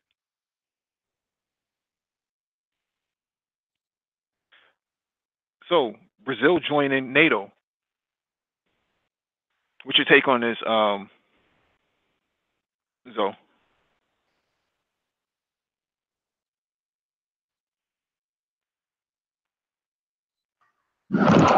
I don't see this happening. Yeah, Trump may want Brazil to join NATO, but I don't see how wouldn't that happen. First of all, Brazil's in the South, so I mean the alliance is a North Atlantic Treaty Organization, so there's that issue. But they'll probably work around that. But I don't see that happening because even though Bolsonaro is president, Brazil was still part of the BRICS group. So Russia and China have interest in Brazil. So, and Brazil is going through tough economic times. So China and Russia could basically say, listen, if you join NATO, we're just going to pull out of these investments and these projects that we have for you, and your economy is already in bad shape. It'll basically put the economy even deeper into the shitter. I know there was like plans to have a military base in Brazil, but the Brazilian military was strongly against it. But I don't see Brazil join NATO anytime soon. It's just basically Trump bloviating about something. Um, what can Brazil bring to the table? Yeah, it's an economic power. It has a lot of oil and resources, but its military is basically their military is just trained to go into favelas and fight against criminal gangs. That's basically all they do. I don't see the Brazilian military be able to exert, force to benefit the United States. I don't know. I just it doesn't really make sense to make Brazil part of NATO, and it wouldn't benefit Brazil too because they'll lose that relationship with Russia and China. Yeah, Go ahead, Lino. yeah. This is a blatant target toward Venezuela. Like Zoe said, it's the North Atlantic Trade Agreement. North Brazil is below the equator. Like a majority of the country, Brazil is below the equator. It's the North Atlantic Trade Agreement. It's already Treaty bad. organ- Trade organization. Why I say trade agreement? Yeah. treaty organization. Uh, treaty organization. Yeah. I think I'm thinking about something else. But it's NATO, North Atlantic. Is it was a stretch adding Colombia. And when they added Colombia, we all say, okay, that's next door to Venezuela. You put two and two together, okay, that's what they're trying to do. Now you add in Brazil. Come on, now. People see Well, this from coming down the street. mhm. Go ahead. No, go ahead, D. Um, to get Brazil into NATO will be a stretch, but if they can do it, it will do two things. Brazil will become like the secondary power to the U.S. It's like what England does in the EU, Mm-hmm. like the position that Britain holds in the EU and NATO is like the U.S. using Britain to kind of beat the other French and the Germans, when something when they need it, and Brazil will be in that same position as South America because it's like the strongest economy in South America, the biggest military in South America. Mm-hmm. They can exert some power among the nations of South America and to some extent Central America. So if U.S. can get that, they'll be pulling off a big coup. But I don't think Russia and China is going to let that happen. Not in my lifetime. Mm-hmm. Yeah, I think they're using NATO. And Lionel's right. The North Atlantic Treaty Organization. Brazil is far from that, right? I think they're using NATO as a replacement to the Security Council at the United Nations. If you look at how they're using NATO, they're creating military blocks rather than memberships for morally good, if that makes any sense. So if you have Brazil, Colombia, Turkey, you have all of these military blocks. If you look at what they all have in common is that they have very strong militaries. And when you have Article 5 in place and that has to be enacted upon, that creates a bit of a conundrum for other countries because, especially a place like Brazil, because the next war, if there is a war in Europe, you're going to start sending Brazilians and Colombians to go fight in Europe against the Russians. I don't know how that's going to play out. Keep in mind that politically speaking, there is a strong white supremacist stronghold inside Colombia and inside Brazil, which is why a lot of black people down there, a lot of your Afro Brazilians, tend to be in poverty, is because of the same white supremacist infrastructure that's in political infrastructure that's in place, and you see the same thing in Colombia. A lot of your African-centered Latin Americans are actually in in their own little pockets, and they kind of sit inside areas of poverty that is unnecessary for human life. So what I suspect is happening now is that they need NATO as a replacement to the United Nations, which would make sense. It's a bulwark. They see China with the SCO, the Shanghai Cooperation Organization, encroaching on NATO territory, and they want to make sure that no Latin American company ever joins the SCO.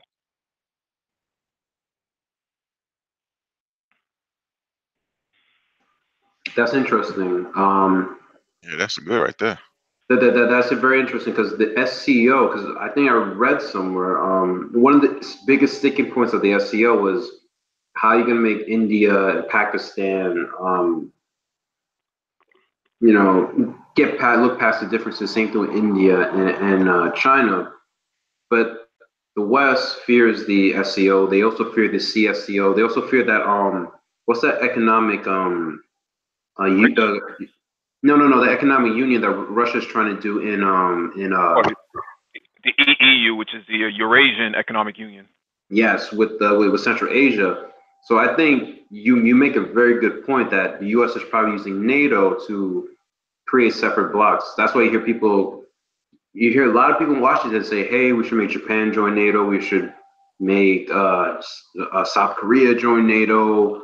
I even read somewhere people say, "Make India be part of NATO," which would be a disaster. No, India would never join. India would never join NATO because their whole entire framework is in complete opposition to NATO's framework. Ukraine is a different story. Ukraine could easily join NATO, but then that would set World War III off immediately. Mm-hmm. And the funny thing is, the European Union and NATO don't want Ukraine to join NATO or the European Union, because Ukraine's economy is shit. It doesn't bring nothing to the table. It's very corrupt. It's a very fragile society. But for Brazil, if they make Brazil join NATO to counteract Russia, I don't see that flying with the Brazilian citizens there. I don't see that. I don't see Brazil or Colombian citizens, because yes, these countries are developing. There's still a lot of poverty in Brazil and in Colombia. Mm-hmm. And these people don't want their sons to be sent to go fight in a faraway land in Eastern Europe just because the United States says so. That shit wouldn't fly. It would not fly at all. And yeah, you can continue. Mm-hmm. No, I was just going to say that there's been rumors about adding Nigeria to NATO too. So we'll see what happens with that in the next few years. Mm. That may happen. That may happen when Trump leaves office, but there's a possibility that to shore up Africa, Nigeria has a very strong military for the most part, and they're in a key location on the continent. So it makes a lot of sense that they would actually try to add Nigeria, but I think they don't want to add Egypt, because Israel would not be happy about that. Because if Egypt joins NATO, then what happens to Israel? Israel tries to attack Egypt, then they have to invoke Article 5. Who really wants to go to war on behalf of Egypt? If you're a European country, or if you're a South American country, you may not want to do all that. NATO is in a downward spiral where it really doesn't have a purpose.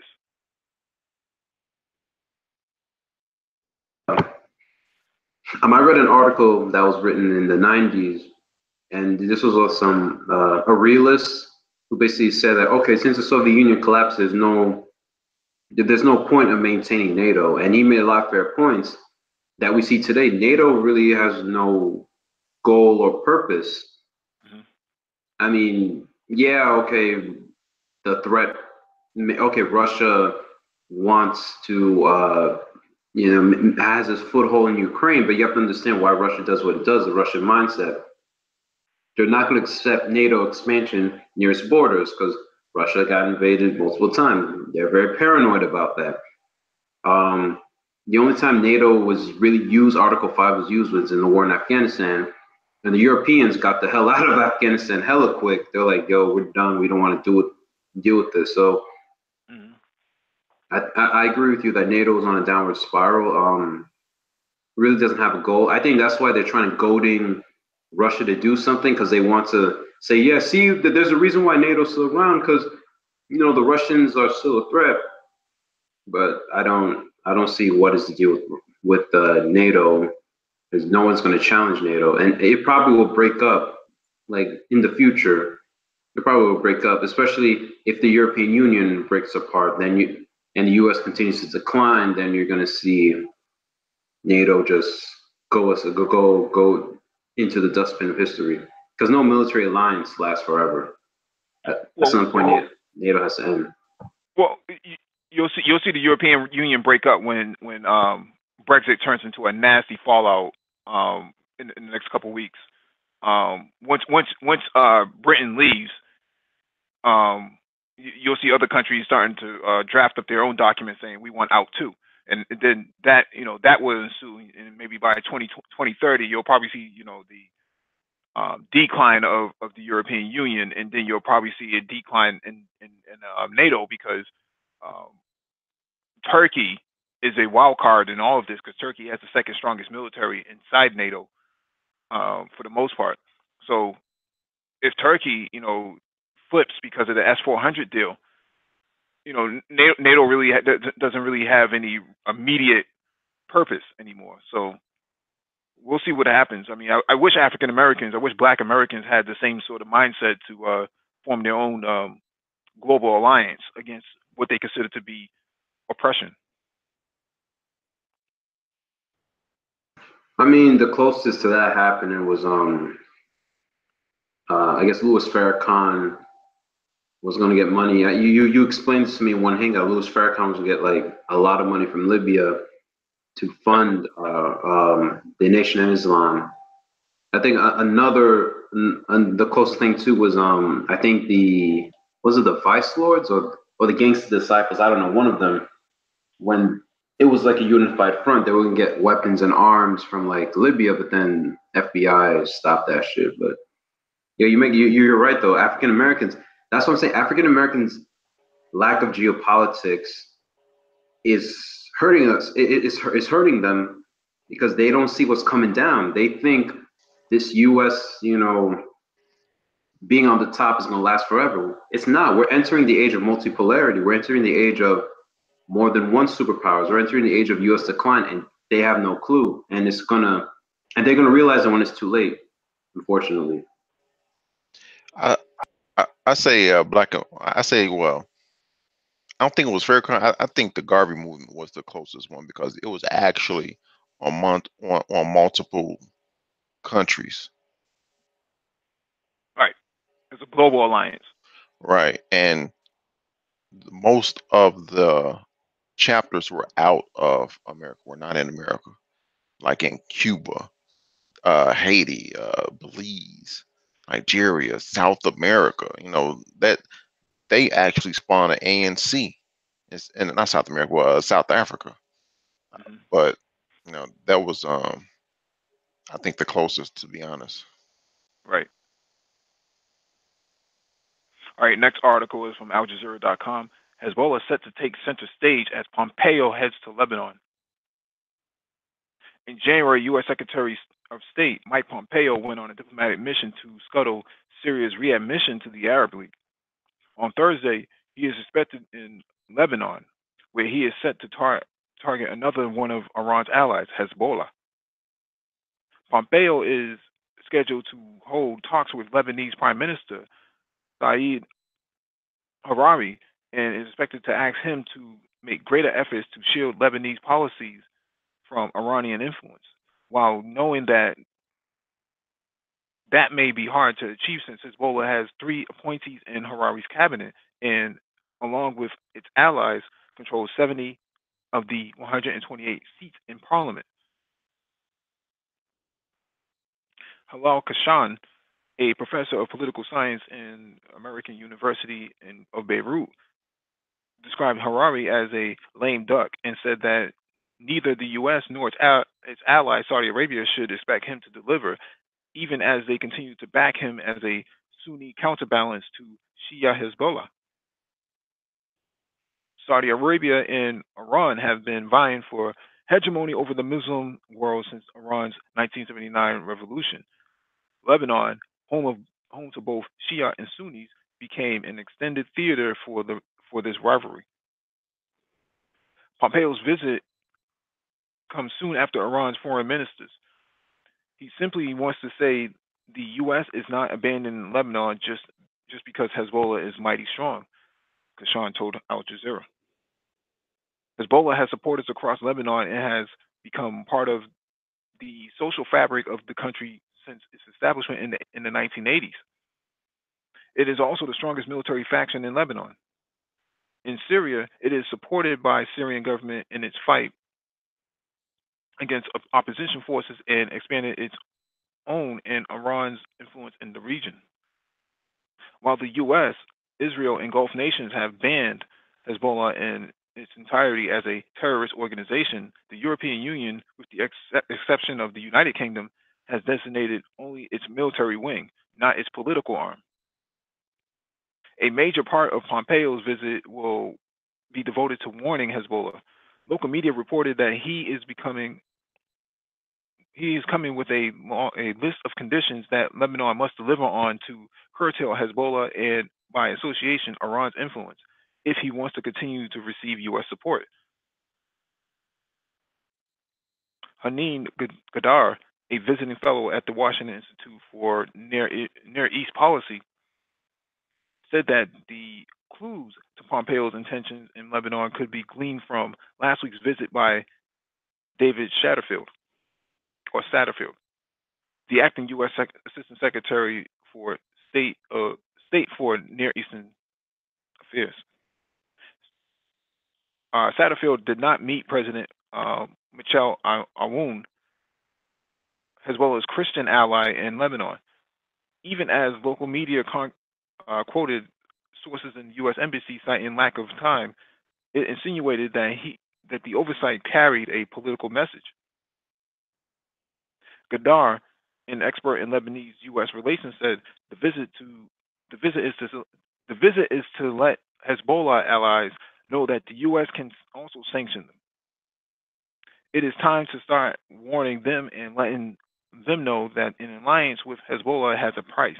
As Lebanon's economy crumbles, Lebanon must want America on its side. A few days before the visit, Hezbollah chief Hassan Nasrallah called on the group's supporters to donate money to support their activities, saying that Western sanctions and terror lists are a form of warfare against the group. Experts said that pointed to the effectiveness of the sanctions imposed on Iran and Hezbollah. Sami Nadir, a political analyst, said that Pompeo might announce future plans to sanction more entities linked to Hezbollah.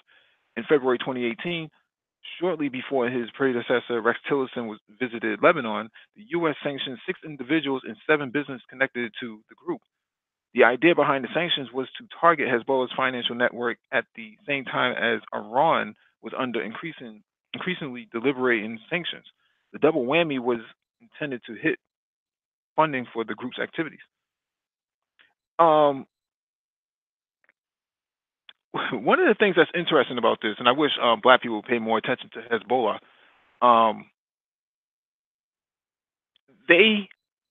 the reason why it's so hard to get rid of Hezbollah is because they, as an organization, rebuilt Lebanon after Israel had destroyed it. They built all the medical clinics, the kindergartens, the senior care facilities, the electrical grid. So all your wiring and stuff on the street, or your civilian wiring, civilian infrastructure was rebuilt by Hezbollah. And they also do a lot of community outreach and community engagement. They help mentor kids fatherless children who are lost in the war. They actually adopt those sons of those men, sons and daughters of those men, and they also pay for their own schooling. So they have their own school institutions already built. Plus, they have 70 out of 128 seats in parliament. It's hard to get rid of a group like that, and I think, and when I say this, I think it's black people can actually take this as an example of how you organize within the country. Yep. Mike, you hit the nail on the head, man. It's kind of, I've been thinking about this for a long time, because when you look at the history of Hezbollah, the Shiites were oppressed. They were in complete abject poverty. And when you see the way Hezbollah is set up, it's a self-sufficient organization. People say, well, Iran gives them some money. Yeah, they get some money from Iran, but they have their own clinics, they have their own schools, they have programs for their youth. They basically groom these Shiite boys to become future fighters of Hezbollah. And when a fighter dies,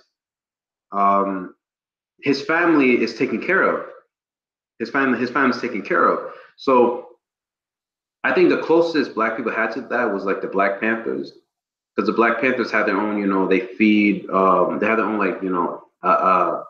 they feed children when they go to school. They had like some, education things, and they had some clinics, even though it was not in all the Black Panther chapters. I think it was mostly in the one in Oakland.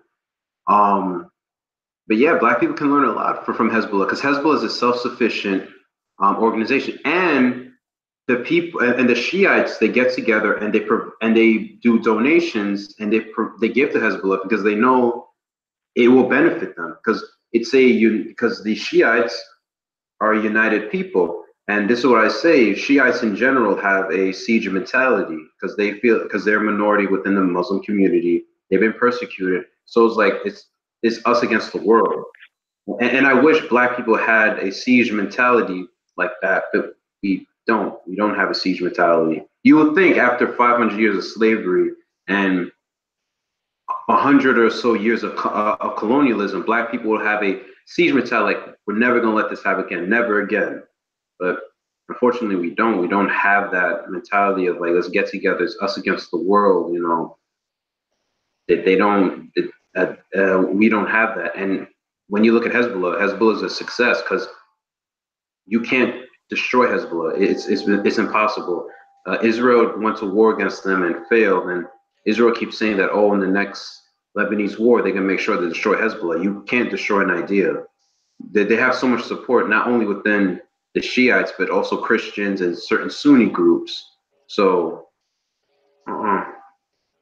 Hey, I agree with the both of you too. There's been multiple instances in Black history where organizations came up and had the idea and did such things as Hezbollah with the kindergarten, feed the kids. The first one to come to mind is the Black Panther Party. They did a number of things, especially in Chicago. But I agree with you all. You have to have this mentality of it. Well, especially with Hezbollah, they infuse the culture into what they're doing. They just don't. They're not this faceless entity that is going around and, like Mike said, installing power grids and setting up schools. They infuse the culture within it. So not only is an idea, it's the identity of the people. So when someone comes and attack and say they want to take down Hezbollah and go to war with them, to you, well, to the people there, what they're hearing is they want to take out the people. They want to take out the country. They want to destroy the country because, like I said, it's infused with the culture, the identity of the people. And so now you have younger children, the youth see that this Hezbollah is our identity and this is what we do. We, if something is destroyed, we rebuild it. If the power grid is out, we restore the power grid. If the children don't have a place to go to school, we provide that. It's their identity. So it is hard, like you said, so to destroy an idea, because not only is an idea which is strong by itself, but it is their identity also. D. You guys are completely on target, but the other thing that I can add to this is family. In that part of the world, the man says do this, and the wife and children do it. When the wife is looking at the family, no matter what, the man might go away and not come home for a year. When he comes back, it's still his house. The family is still his. The children still welcome him back home. We in America cannot do that. Our wives will not permit us first to go anywhere. If you try to go somewhere, she call the police. She call go and get in front of the judge and say, look, this man is useless. Take away everything that he got and give it to me. And the judge's gonna do it. Family is broken up. Family is destroyed. They first the women were taken away, and now the children are being taken away. So we will never find ourselves in a position of hell unless we able to demand that our women follow the code. And that's what Hezbollah has got that we don't have. And I'll say this, that I hope the feds ain't listening, but a black Hezbollah could work. It would work. We have the resources that can be done. Can you imagine if all these wealthy black folk, but there's 40 million black people, if every black member, I mean, America gave like $100, with that money, you can open, schools, you can open clinics, you can provide, electricity. You can provide everything that a group of people would need, and black people wouldn't need the government with social benefits and all that. It could be done. It's just the mentality is not there. The closest that ever came to that was the Black Panther Party, and we saw how it was going to be successful. And you saw how the federal government came down hard on the Black Panthers. That's the reason why they came down hard on them, because they feared that it would be a success.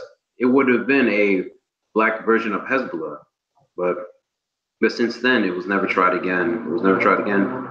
The Nation of Islam had some issues. That's just, they talk a lot, but they don't provide tangibles. That's all I'll say. Actually, they do provide tangibles. I think that's a bit of a misnomer. The Nation of Islam has done a lot for brothers coming out of jail, cleaning those guys up. So they have done some tangibles, and they have done some a lot of community engagement. However, for Hezbollah, the way they actually support it is that 2.5% of everybody's income per year has to go to the movement itself. So it doesn't matter how much you make. It's required that 2.5% of your income has to be apportioned for the movement, and they use cryptocurrencies to actually to get around that stuff. So they do get around a lot of get around in Bitcoin and Litecoin and things like that. So they do move a lot of that stuff. So they're also in Africa as well, and they're also in Venezuela, very heavy in Venezuela. So they're involved in working with the FARC and working with other multinational resistance groups, getting them up, including Hamas in Gaza, which is why Hamas is so strong now, because they've learned a lot. Hamas is only 20,000 members strong, and Hezbollah is about 70,000 members strong now. Although they lost quite a few in Syria, relative to their population, relative to their numbers, is very small. I think they only lost about 1 to 2% of their soldiers in Syria, but there's also 100,000 of them inside, a growing number of them inside Iraq. So you see them doing this sort of global outreach as a resistance to the hegemony of a white supremacist organization. They're very well organized in terms of engineering, sciences. They have a lot of people who work on you know chemical engineering and things of that nature, rocket research, because they build their own rockets in house. They have about 10,000 of them pointed at Tel Aviv, and can reach all of them inside Tel Aviv, including their warships. So they're a very well organized group, and they've only done that in the last 30 years. And that's oh, go ahead. Yeah, so I guess I misspoke saying the Nation of Islam hasn't done tangibles. I don't know. I just speak from my perspective in New York. You know, I haven't seen. I don't know, because I guess I'm not there. Because you only see because the only time I ever see the Nation of Islam is when they hand out, you know, the newspapers, whether it's in Harlem or Brooklyn. But back to the point with Hezbollah, that's pretty incredible that 2.5% of the community's income goes into the organization.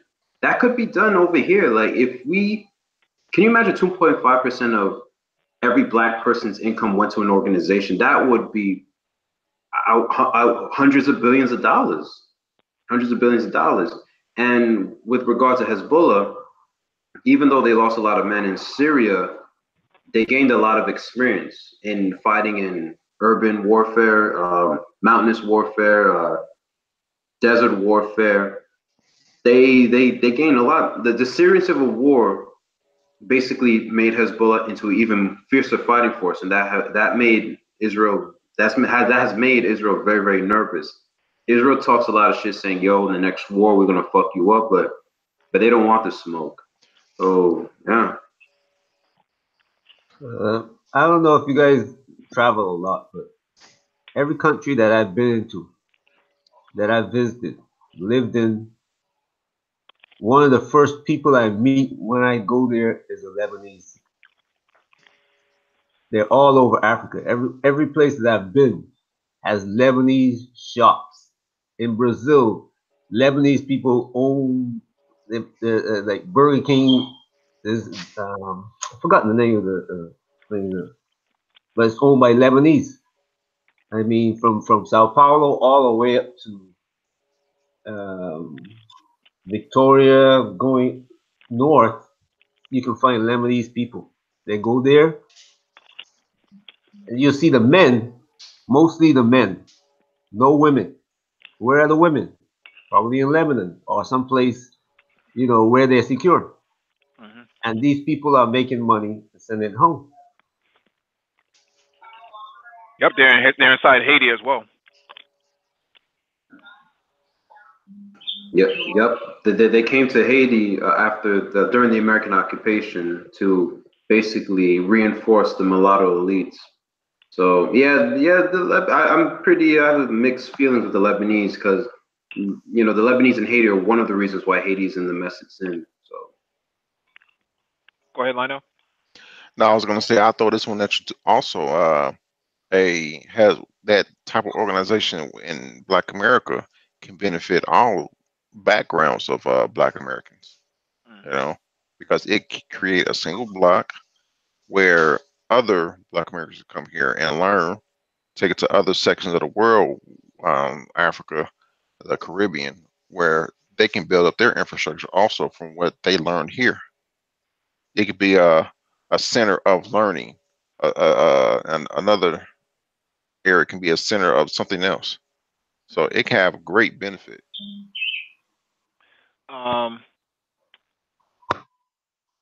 There's some stuff going on in the chat. People saying that a siege mentality is coming somewhat with ADOS, somewhat. And what you guys take on the panel? What you guys take on ADOS as being? That's not a siege mentality. ADOS is not a siege mentality because with we're comparing this siege mentality with um Hezbollah, right? Hmm. And with Hezbollah, they don't see themselves as, oh, we're this. We don't deal with other Arabs. We don't deal with Iran, Iraq, and these other Arabs. We're just us. We're just our own entity. We don't mess with these other ones. They don't do that. They partner and they embrace other Arabs. Am I wrong or right about that? They look out for other Arabs, but they also they're Shia. They're Shia militia, basically. All right, but they don't turn their back against other Arabs. No, All right. They're inside Saudi Arabia. Keep that in mind too. Now with ADOS, ADOS is you can go on YouTube and there's a riff in ADOS about, oh, ADOS is American descendants of slaves, or ADOS, we don't mess with other type of other Africans. That is a split. Even in ADOS, there's no clear definition with ADOS like it is with Hezbollah. They have clear definition. They have plenty of attacks, and you can see, like you said, Mike, over 30 years we've done this. ADOS is not needed. Only thing ADOS is a way to get reparations. After that, there is no plan. After reparations, after 5 years later, we're going to be back to the same old thing. Hmm. What we're saying is we need an organization such as the Garvey Movement, the UI, uh, the UNIA ACL. We need another movement such as the Black Panther movement. But with these movements, they need to be financial based.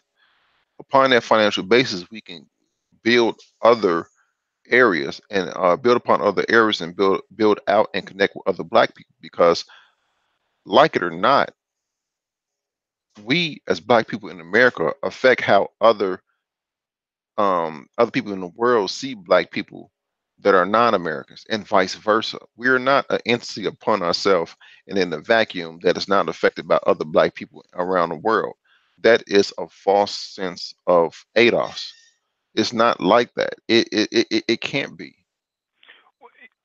Well, one of the things about what separates, I mean, ADOS is just a hashtag, right? It's not some, it's not a, it's not like, oh, it's propping up politicians and it's grooming people to be black people to be politicians so they can take 70 seats out of the house. That's just not happening. With Hezbollah, um, their position inside their position inside Lebanese politics comes from their ability to act on the ground, right? So their ability to fend off the fourth largest military in the world, 10,000 um, Hezbollah troops, resistance fighters, actually defeated 90,000 Israeli troops. That has never happened before in world history. Um, so that's what solidified their political position in the House. But Oh, what I'm saying here is that you can't hashtag somebody to death. That's just not going to happen. no, You can't hashtag your oppressor. and Section 31. Until we see those plans put into place, until we see those plans progress out from private discussions, then the only thing that's close to those plans in terms of actual planning is here the Black Brain Trust, because we speak about it and we're showing you how to move your feet and progressing into those plans. You're just talking about plans. I've been in pro-Black. Okay, you support Pan Africanism, but I've been in pro-Black circles where only thing they do is plan, and you don't see nothing else pan out other than the planet. It's a lot of talk, it's a lot of fluff, it's a lot of lip service. Until we see progressive planning in buying real estate, purchasing land, doing other things that can support Black people and Black communities around the United States, Mhm. only thing you're doing is hashtagging. And that's the best you can do. I trust and believe you. If nothing happens from a year from when Adolf started, which was a month ago, if nothing happens a year from that point, Adolf is not going nowhere. Nowhere. I'm telling you. Only, and you're saying people are doing it right now, but only thing those things people are doing is on YouTube speaking about it. You have to you have to go out and move. You have to go out beyond YouTube and away from YouTube. Speaking about it and hashtagging it is not. I'm telling you, it's not going to make things happen. I'm telling you. Um, D, Yeah, you have I agree anything? with you. I agree with you. YouTube actually, ADOS has to. Um, it started on YouTube. You know, when I say it started on YouTube, everybody on YouTube is talking about it. Now we got to get it into the community. You know, you got to get um, the average the average guy in the community actually thinking about what it is and what he wants it to be. You know, is it just going to be this talk, or are we going to be saying, hey, we going to the local politician, you know, the mayor of the city, and say, look, you can talk to the governor. So you talk to the governor about talking to the president or talking to the representative in Congress, you know, because the governor tells the representative in Congress what the state needs, and they produce it. So ADOs have to like go talk to the mayor, and the mayor got to talk to the governor, you know, say, look, my constituents, you know, so and so, so they want this. This is what they want. My seat is they holding my butt to the fire, and then we got to hold the governor to the fire. You know, don't worry about the president. He doesn't do anything. You know, it's the governor who's going to hold his congressman, the people that he put in the state up there to represent him, the I, state. I would say with ADOS, is there a treasury? Is there a foundation? Is there representative of ADOS that you can send out the dispatch to people in Congress, to your state representatives, to your state capitals on behalf of ADOS with a signed document on a letterhead saying this is our stipulations, and go to people who's running for office in your in your local governments and in your state governments and so forth. The three levels of governments that says we will support you, we will contribute to your we will contribute to your campaign if you meet this criteria that we ADOS have clearly outlined. Well, It's a okay. progression. If that don't happen, if you're just saying, well, people are going out, this brother's doing, if this brother is teaching people at a school, this brother is talking to the community, trust me, it's not going to go nowhere further than that. You have to have money to foot these plans. You have to have some type of treasury foundation, some actual brick and mortar business organization that is decentralized and that can stretch across the country. Hey, Well, we got another article we need to get to, so I just need to. all right. Can I say one more point? One point about ADOS. Like, I'll just make this brief. For me, um, I, I I support the idea of ADOS. I think African Americans deserve reparations. That's something they truly deserve, and I'm all for it. They should go fight for it. I mean, I'm Haitian. I'm a Haitian. I guess I'm HDOS, Haitian descendant of slaves. So I support that. My only gripes with ADOS is a lot of these folk take their they kind of have this resentment towards black immigrants. I want to say resentment, but they always say that, well, you came into this country because you know to look for a better life. And then I remember in one panel they said, oh, your parents are cowards because they left their foreign land and blah blah blah. For me, I don't like the whole it, anti-black immigrantism that I'm seeing. I'm not saying it's hatred, but it's like a resentment because they say that, well, you guys, the only reason why Nigerians or Haitians are successful in American schools is because you take advantage of the system that we were supposed to benefit, but we didn't get the benefits, but then you guys did. So that's bullshit. So I'm kind of leery about that whole point ADOS because I see some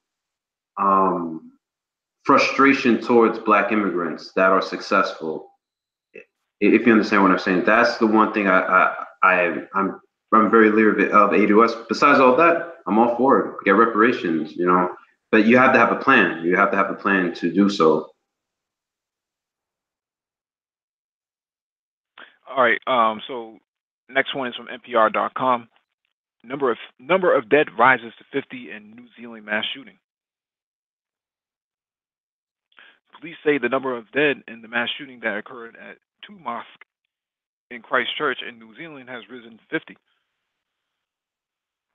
As of last night, we were able to take all of the victims from both of those scenes, and in doing so, we have further located another victim. New Zealand Police Commissioner Mike Bush said in a news conference from the city of Wellington on Sunday. Another 50 people were injured in the shooting. Of those injured, 36 people are hospitalized with two in critical condition. Bush said that the heightened security around mosques in New Zealand will continue until authorities determine there is no longer a threat. The 28-year-old suspected gunman appeared in court on Saturday and was charged with murder. Bush said he will appear in New Zealand's High Court in early April. Authorities are considering additional charges for the suspect, including charges under the country's Terrorism Suppression Act. The suspect had a New Zealand firearms license that he obtained in 2017. Police are still working to identify what type of weapon was used, but Bush said it's quite obvious that he modified his firearm. The suspect was apprehended in his car by two police officers. Bush said he believes the officers prevented further details and risked their lives doing so. Bush also clarified information surrounding the arrest of three other individuals. He said that two people were apprehended in a vehicle near the scene of the shooting and that a firearm was seized from them. The woman from the vehicle was released without charge. The man had been charged with firearm offenses. I think everybody probably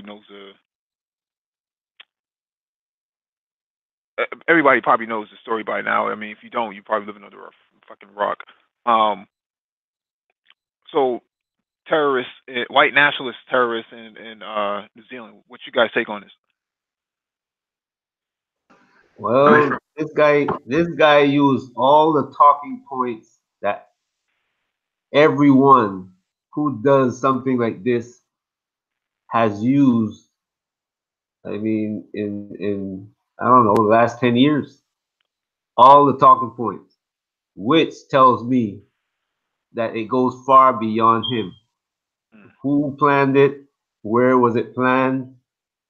What was the real reason for it? Because I don't think that what he said in his manifesto was the real reason for it. It was too well detailed.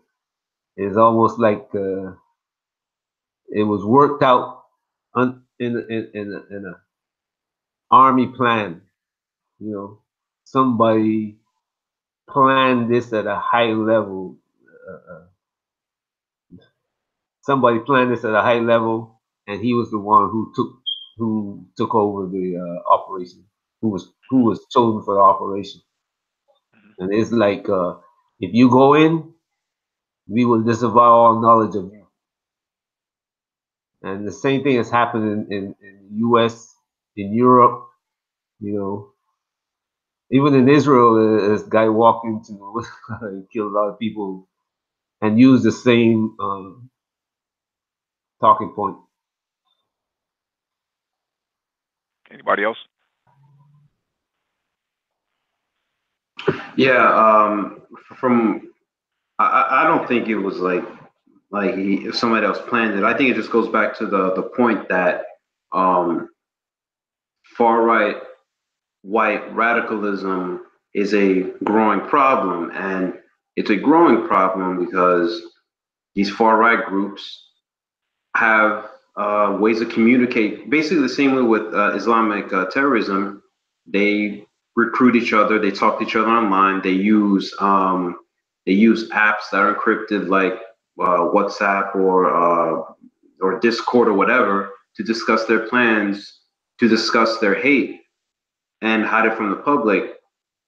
And for whatever reason, whether it's in the United States, New Zealand, or Israel, wherever, these groups are not being taken seriously. Well, for obvious reason, because they support white supremacism, but also the fact that law enforcement groups around the world secretly support these groups. I mean, let's just be real, because a lot of cops are conservative. A lot of guys in the military are conservative, so they share these same talking points. So um, it just goes to show that this growing far right radicalism is going to be a problem in the West. A good article to read is from the New York Times on. It said, I think, I forgot the title of it. I'll look for it right now. So I have it saved. It's a really good article. It's called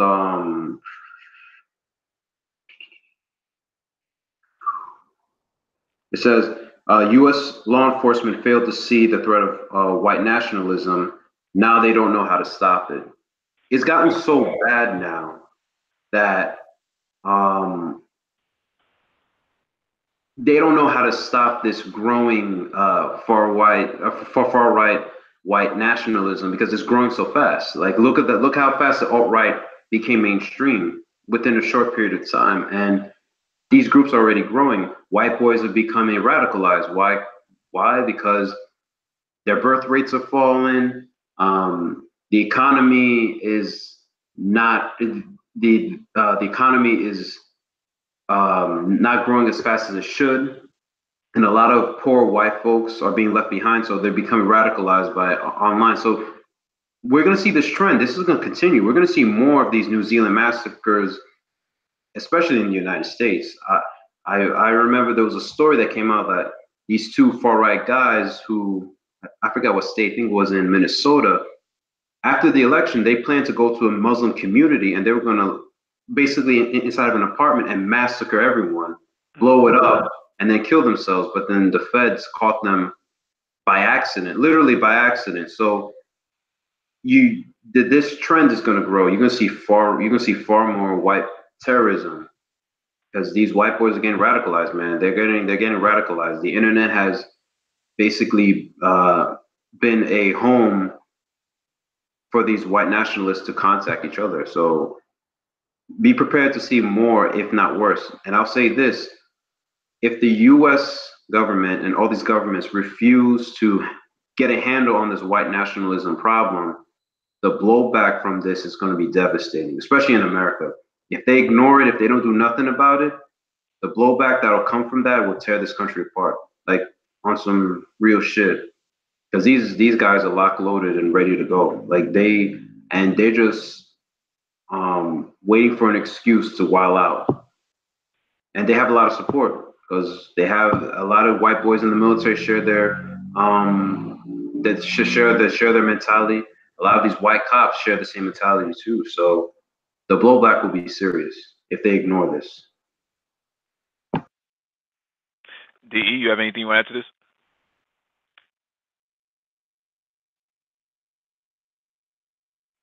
All right, we'll move on to the next article then. As it relates to this article relates to the previous article. This one is from the WashingtonPost.com. North Korea, Pakistan, Bulgaria, the usual travels of the New Zealand shooting suspect. In the years before Brenton Harrison, Tarrant, allegedly carried out the worst mass shooting in New Zealand's modern history, the Australian citizen claims to have traveled abroad extensively, visiting Balkans, Western Europe, Pakistan, Turkey, and even North Korea.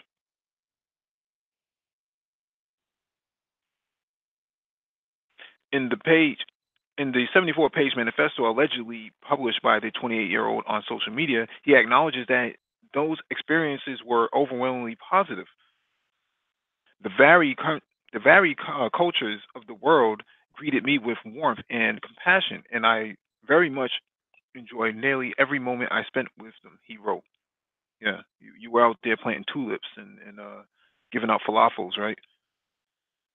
Still, some of the 50 people he allegedly killed, or 50 more he injured on Friday, were from the very countries he allegedly had traveled through, including Turkey and Pakistan. In the manifesto, he described how it was on a trip to Western Europe in 2017 that he first dramatically changed his views on immigration, an experience that appears to have led to his radicalization. On that trip, he traveled through France, Portugal, and elsewhere, he wrote, and was horrified by a truck attack in Stockholm around that time that left a young girl dead. His fury grew. He wrote, as he observed the 2017 French elections, in the document he published, he lashed out against immigration to France in particular, claiming there were so many immigrants, the French people were often in a minority themselves. Oh, your bleeding heart. What about those poor, the indigenous population of Australia and New Zealand before the British got there? Where are they at now? You're not too concerned about that, though. He also mentions visits to Iceland, Poland, and New Zealand, Argentina, and Ukraine. Bulgarian officials confirmed on Friday that Tarrant had traveled there in November 2018, flying into the capital of Sofia by way of Dubai, and later driving to Hungary. Bulgaria's chief prosecutor, Sotor Sodorov, said Tarrant spent around a week in the Balkan nation, and that prosecutors are now probing whether he visited as a tourist or if he had other objectives. Bulgarian officials also said he traveled through Bosnia, Montenegro, Croatia, and Serbia in December 2016. In the live stream of the attack on Friday, a Serb nationalist song could be heard playing through his car speakers. On Saturday, New Zealand Prime Minister Jacinda Ardern confirmed that the suspect had traveled internationally, including trips to New Zealand. Bulgarian Interior Minister Marinov said Bulgaria expresses its deepest condolences and do not want Bulgaria, which is an ethnically tolerant country, to be associated in any way by this with this horrible and unjustifiable act, according to Bulgarian news agency BTA. A senior Turkish official told CNN that he also traveled to Turkey more than once. He spent an extended period of time in the country, the official told CNN. A Turkish official told the AP, Associated Press, that they are investigating the suspect's movements and contacts within the country. Turkish President Recep Tayyip Erdogan is one of the high-profile targets Tarrant mentions in his manifesto, in addition to German Chancellor Angela Merkel and London Mayor Sadiq Khan. Photos published in Australian news outlets show him posing in front of the Samyeon Grand Monument on a trip to North Korea. And the New York Times reported that the man with Tarrant's name visited Pakistan in October. Oh, man. This is interesting. 28 years old. I'd be interested in understanding how did he get all of this money to travel? One. Number two, from a security perspective, and I work in cybersecurity, but I also worked in other forms of security too. Anybody who travels to North Korea from a Western ally standpoint, and you get your passport stamped that is North Korea, and you try to re-enter into Western governments or Western states, there are so many red flags that will go off from a hit indicator standpoint. You're not moving until they figure out why you went to North Korea or why you went to Pakistan. Some of these iffy countries that are on the state-sponsored state list of hotspots for terrorism. How is this possible that this guy was able to travel, Mr. D?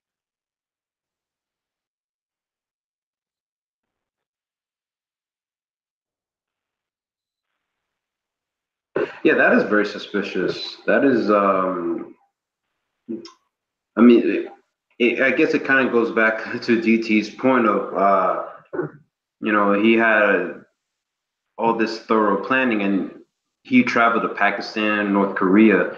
Yeah, and you're right. If you travel to North Korea, when you come back, the government's going to be like, why the fuck did you go there? He went to Bulgaria and Pakistan.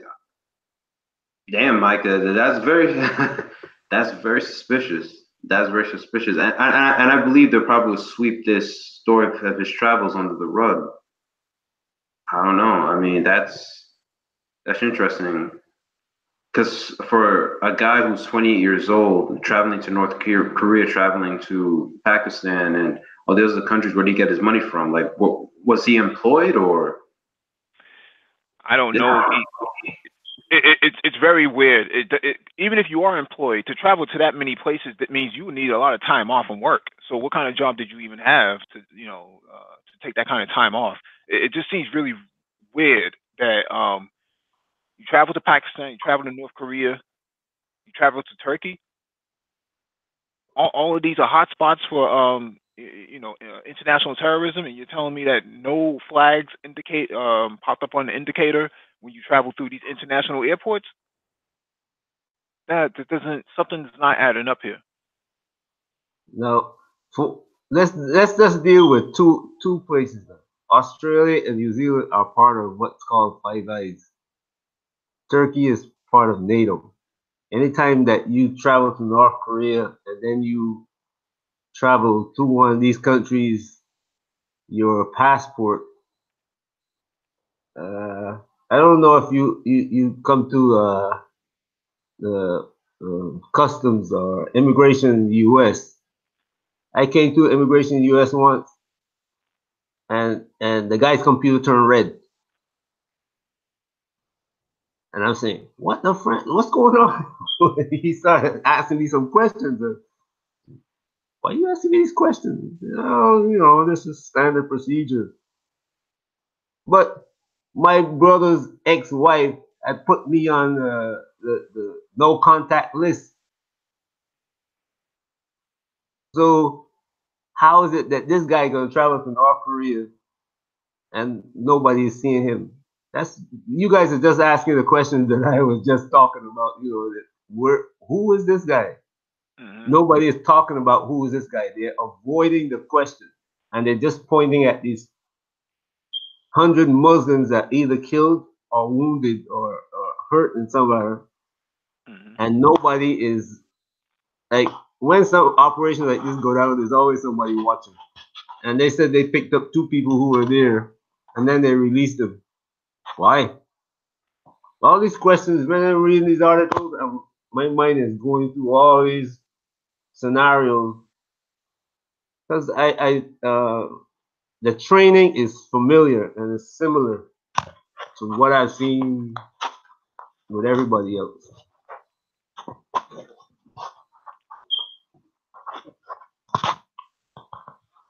Yeah. So Yeah, it's very bizarre. Like that, this is a. I'm surprised he didn't get any visit from the New Zealand government for his travels. I mean, for his travel to North Korea in general. Like he just went there and came back and nothing happened. I mean, this sounds like the makings of a just could be an inside job or something. Like he could have been a useful idiot or whatever. I mean, I don't like delving into conspiracy theory, but it just seems like it. It's just so bizarre. A man who, before he does a massacre, travels to these countries and for what? And no red flags were made, and then this shit happens. mm-hmm. Mm. Well, And even if it was a false flag operation, what would be to gain? I mean, all New Zealand did is just probably ban, assault rifles and semi automatic weapons, but I Well, don't know. keep in mind that his gun was modified, so it's not so much of a matter of banning anything. The gun's modified. The gun's modified. But in this regard, the New Zealand government says that their intelligence services did not find anything wrong with him because nothing came up on their radar. Which is interesting because how did he get into the country if he already went to North Korea and Pakistan? That doesn't make any sense. But Like I you have said, to keep in mind that he is of pale skin origin, so he does have that benefit of the doubt. not really, because like I said, New Zealand is part of Five Eyes, and anytime you get on an airplane today, anywhere in the world, your passport gets swiped. It passes through a computer in the U.S., Europe, and they both of these computers are connected in a place called well, both of these computers are connected. So somebody, the U.S. is going to find out where you went to, no matter where you are in the world. They know where you are. And anytime, if you go to get on the airplane to the U.S., even if you walk up to the counter and buy a ticket right there, if your name pops up on the thing, it automatically turns red and you can't fly. So this guy, somebody knows where he went to, where he was traveling to. Not somebody, everybody knows it. All right, this next one is from trtworld.com. Perpetrator of New Zealand terrorist attack visited Turkey twice. A perpetrator of the terrorist attack in New Zealand, in which 50 people, mostly worshippers, visited Turkey twice. A senior Turkish official told TRT World on Friday. Our initial assessment is that the perpetrator of today's heinous terror attack in Christchurch traveled to Turkey multiple times and spent an extended period of time in the country. The worshippers were shot to death at two mosques during midday prayers on Friday. Most, if not all of them, gunned down by an immigrant hating white supremacist identified as Brenton Tarrant, who apparently used a helmet mounted camera to broadcast live video on the slaughter on Facebook. The main attacker was arrested and charged with murder, and two other armed suspects were taken into custody while police tried to determine what the role they played in the cold blooded attack that stuns New Zealand, a country so peaceful that police officers rarely carry guns.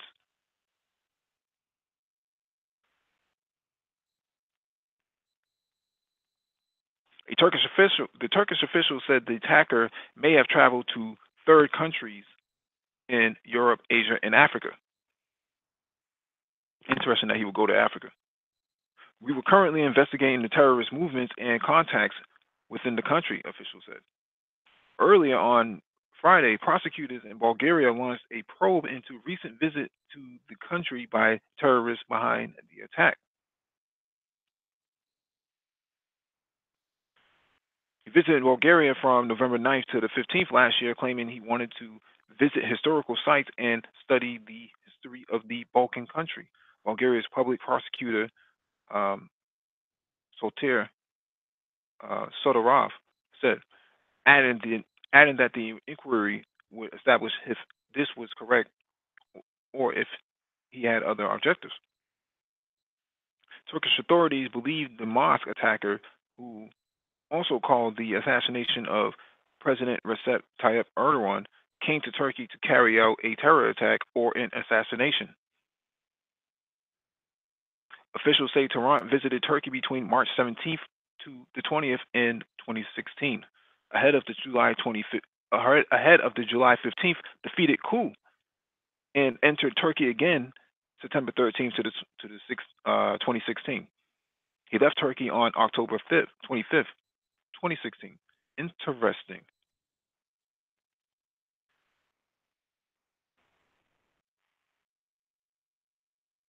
Interesting. So this guy is in the country from March 17th to the 20th.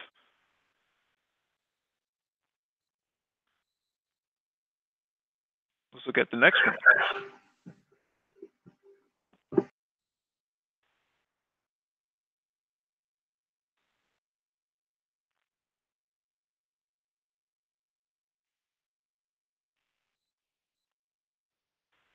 This one is from Reuters.com. March 17, 2016. Germany closes embassy, consulate in Turkey on attack fears. This guy was in Turkey during this time, from March 17th to the 20th, 2016. Germany's embassy in Ankara and its general consulate in Istanbul were closed on Thursday on indications of a possible imminent attack, the foreign ministry said. The ministry said the German school in Istanbul had also been shut due to an unconfirmed warning on Tuesday. Germany had issued an alert to its citizens in Ankara warning of an imminent attack. So he was in Turkey between March 17th to March 20th, 2016.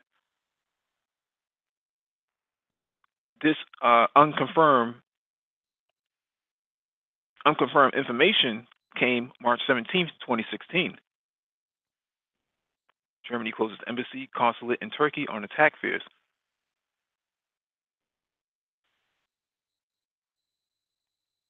Yeah, wow, that's very suspicious. That is,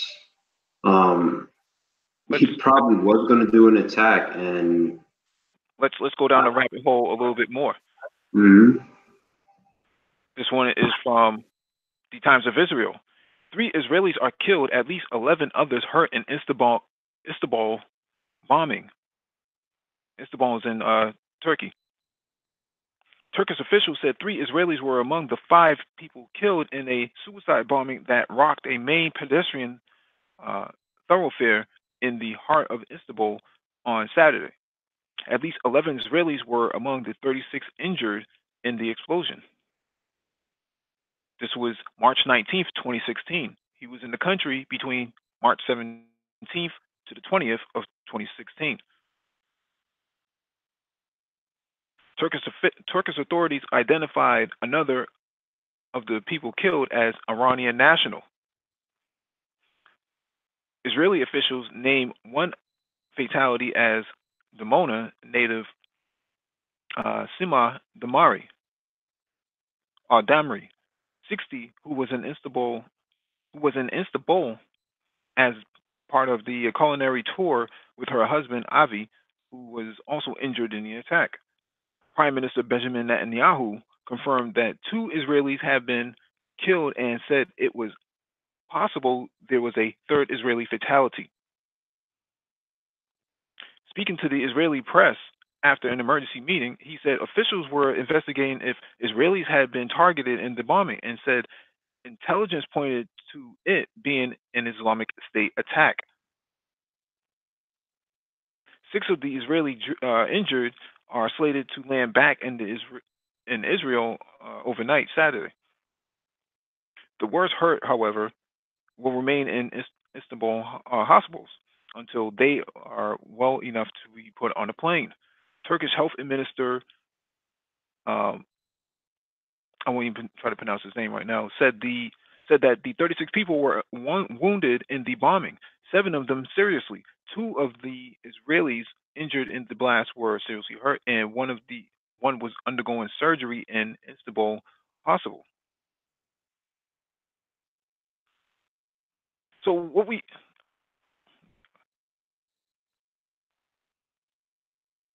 we know here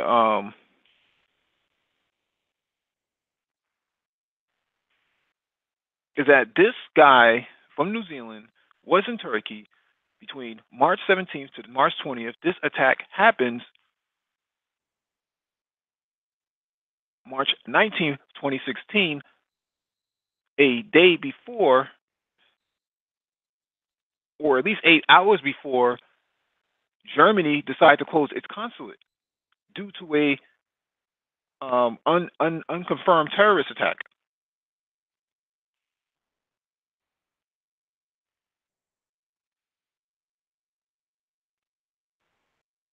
And the terrorist attack does happen.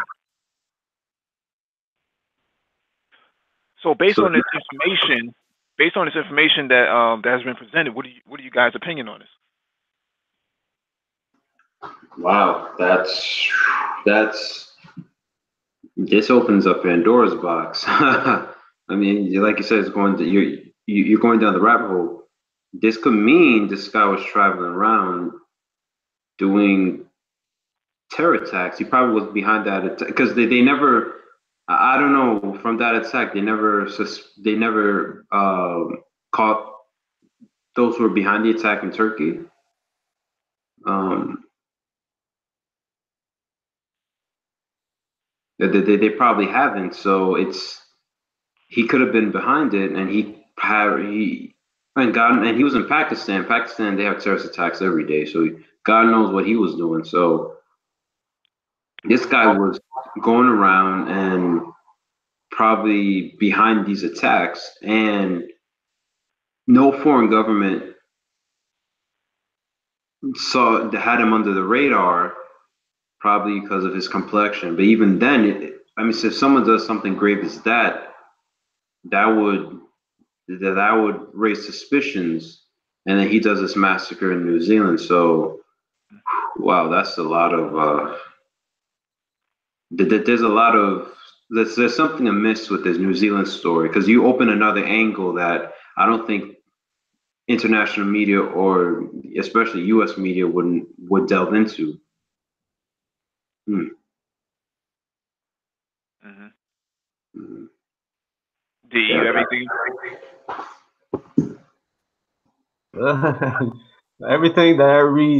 Everything that I read and have read about this,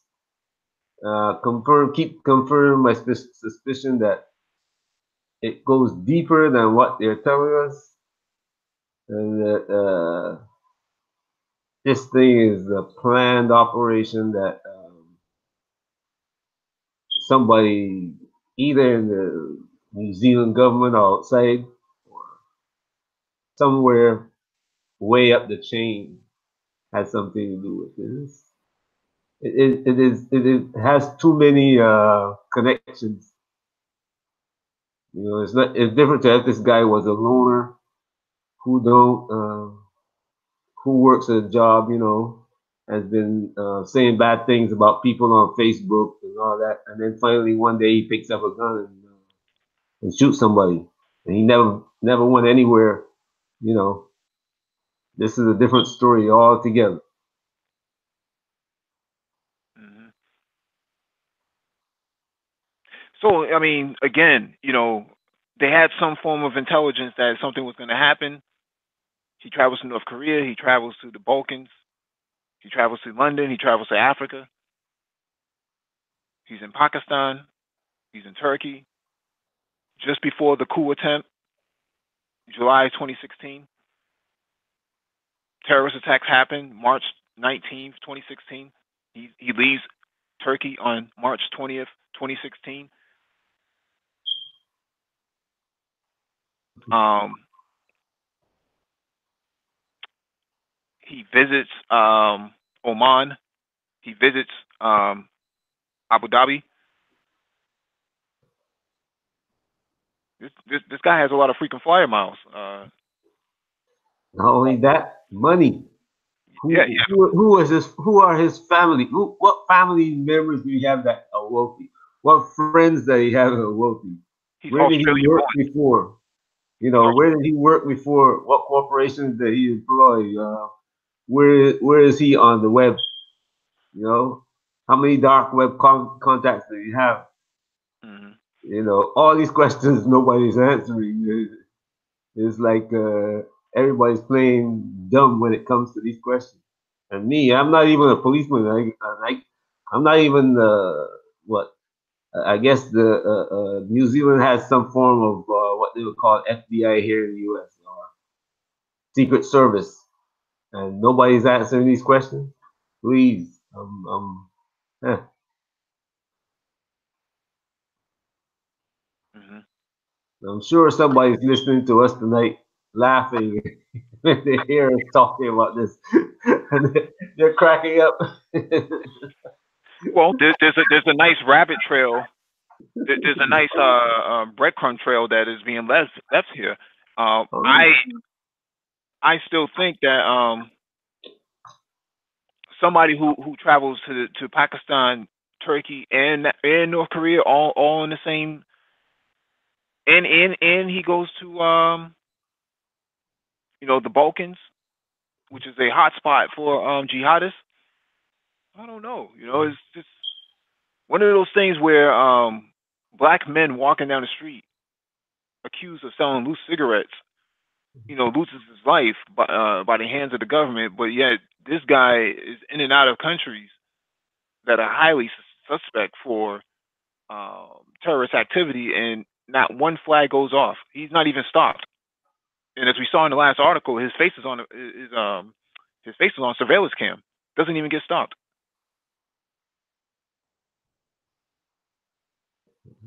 I mean, it's the complexion, bro. It's the complexion. White boys can go out here and I mean, look what happened in South Carolina.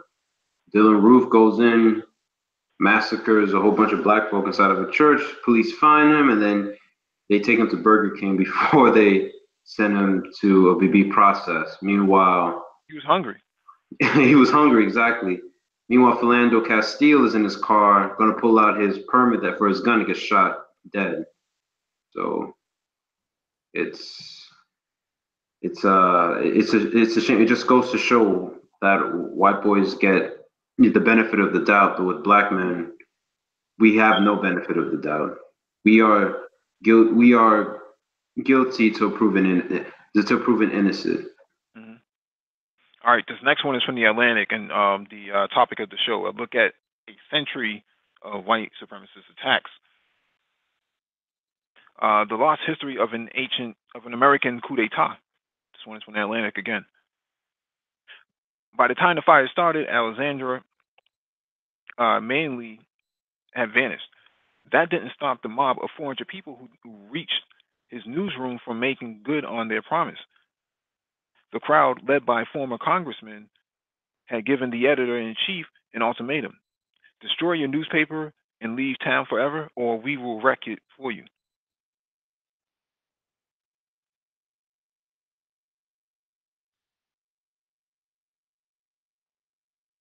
It was the morning of November 10th, 1898, in Wilmington, North Carolina, and the fire was the beginning of an assault that took place 7 blocks east of Cape Fear River, about 10 miles inland from the Atlantic Ocean.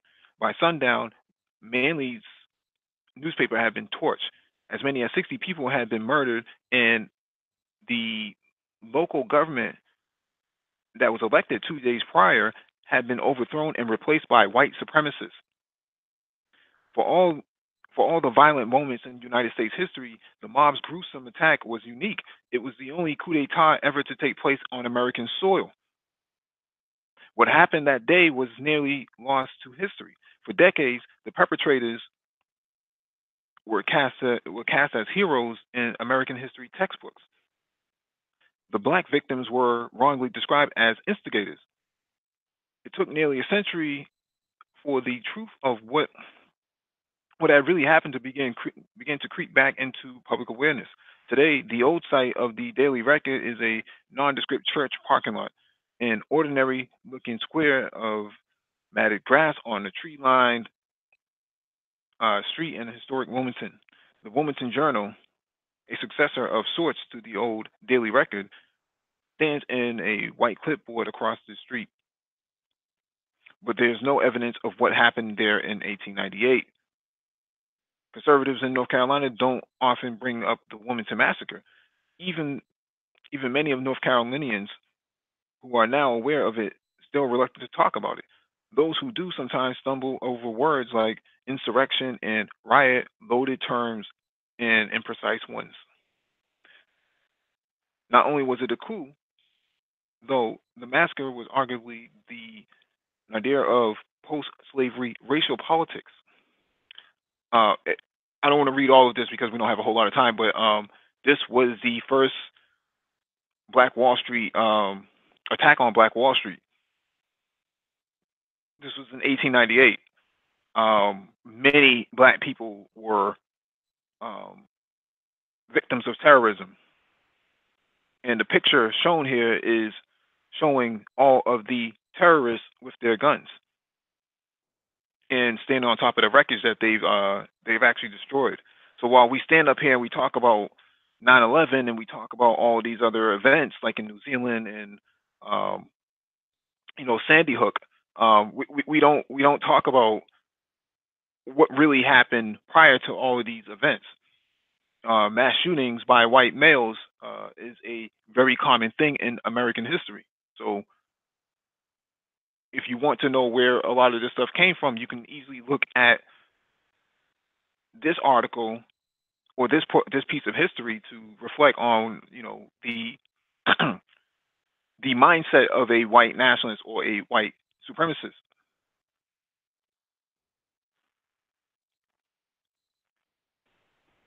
Mr. Zoe, do you have anything you want to add to this?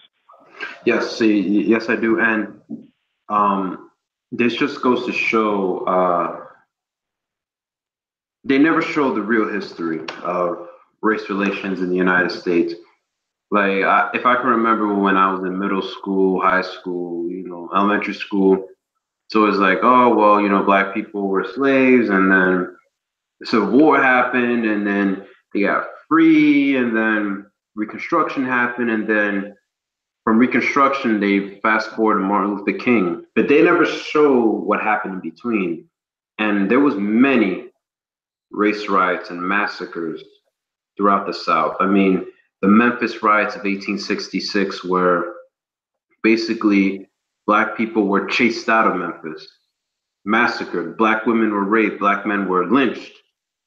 In 1866, a year after the Civil War, then you have the Red Summer, I think of 1919, where those just race riots all over the country because white boys couldn't stand the fact of black soldiers coming from World War One, and they never talk about this. They never talk about these race riots, these massacres being done to African Americans, because that would show the true ugly face of America. Because that's the true face of America, not this whole Abraham Lincoln was a great president, and blacks got free, and Reconstruction happened, and then we fast forward to the Civil Rights Movement, and then that's that. Nah. They never talk about this history, and this Wilmington massacre. I never heard of it. See, it's like it's never been taught, and it just highlights the mindset of white supremacy in this country, and it goes back to the main point. Reconstruction after the Civil War was never done right. It was not done right. Mm-hmm. If they really wanted Reconstruction to be done right, they should have get every Confederate leader, every Confederate general, officer, including Robert Lee, hung all of them, take all their properties, and occupy the South for at least 100 years. But it wasn't done. So we are seeing the effects today of a Reconstruction that was not complete. I mean, look. I mean, the Tulsa race riot. We all know the story. We all know the story, and they don't tell these stories. And the crazy thing is, most white folks don't know these stories. And then when you bring it up to them, they'll say, "Oh, well, that's in the past." Well, would you tell Jews to get over the Holocaust? Mm-hmm. Right, I thought so. And this happened in 1921. It's not like it happened like in 1821. So, yeah. It happened 20 years before the Holocaust. Pretty much, yeah. Exactly. So,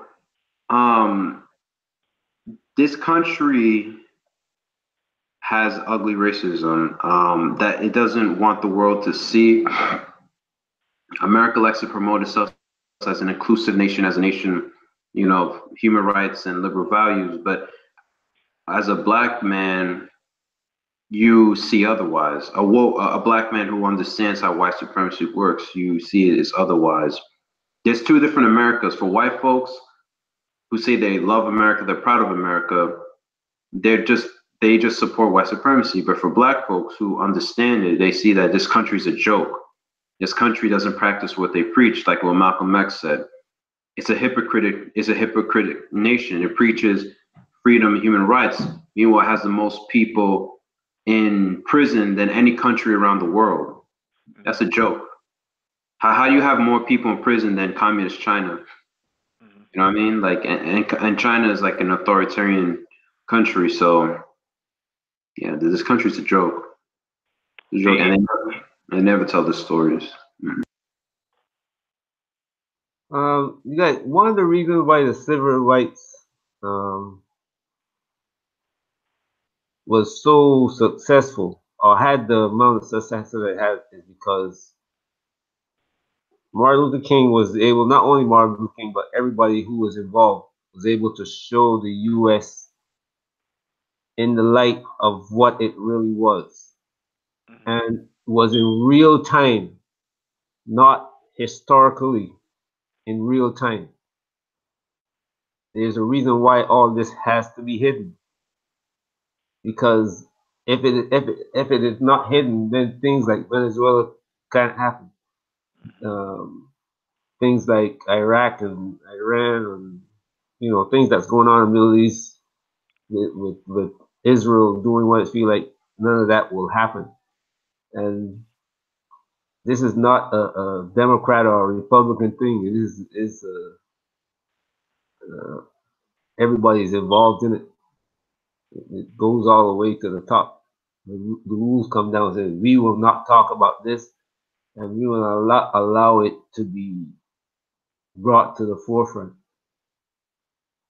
So, and the time when it comes to the forefront, something else is always overshadowing it, so that the people who should really learn about it, not learn about it.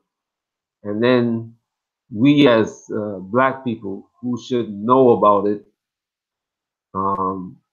is not being taught to us, either because if you are,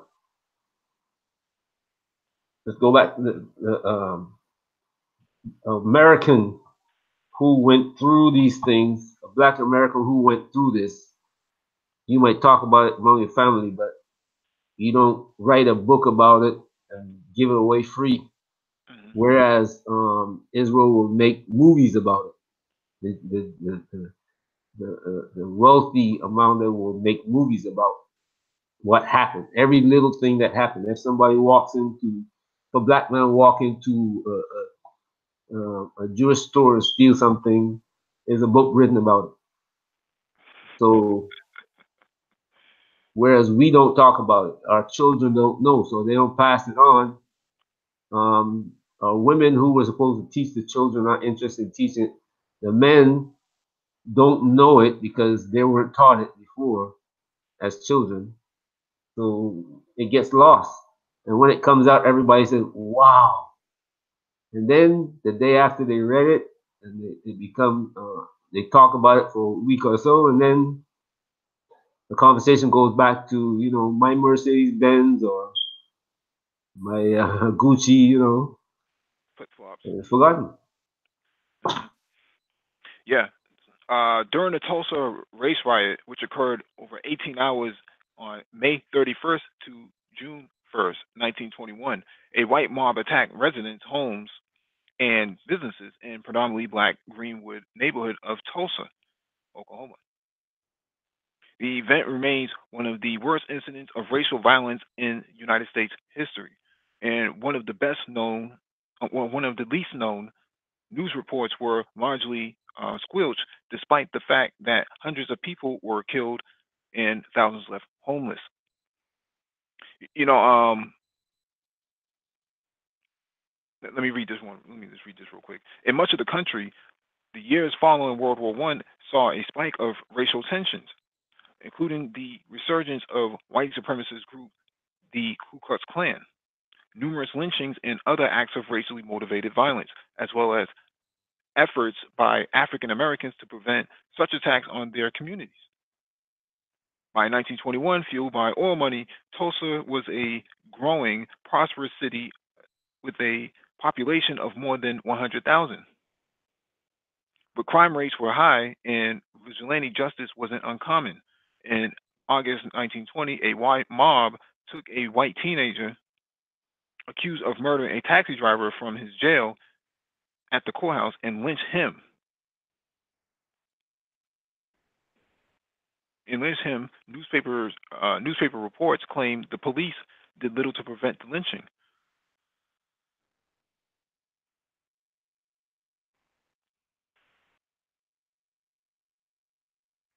Tulsa was also a highly segregated city. Most of the city's 10,000 black residents lived in a neighborhood called Greenwood, which included a thriving business district, sometimes referred to as the Black Wall Street. So, what's interesting here is they call it a race riot, right? So, instead of just calling it terrorism, they just call it a race riot. They always replace the denigrating terms with something different, so that it masks um, the negativity and stipulations of what a white person with a gun would be considered. And what you're starting to see, and what I'm pointing out is that there's a fascination between guns, white males, and um, the idea that what you have belongs to them, and if you don't share it, they're going to take it from you, and that they're justified because somebody above them, who is invisible and cannot be rightly identified, has given them this this sort of power, this magical power.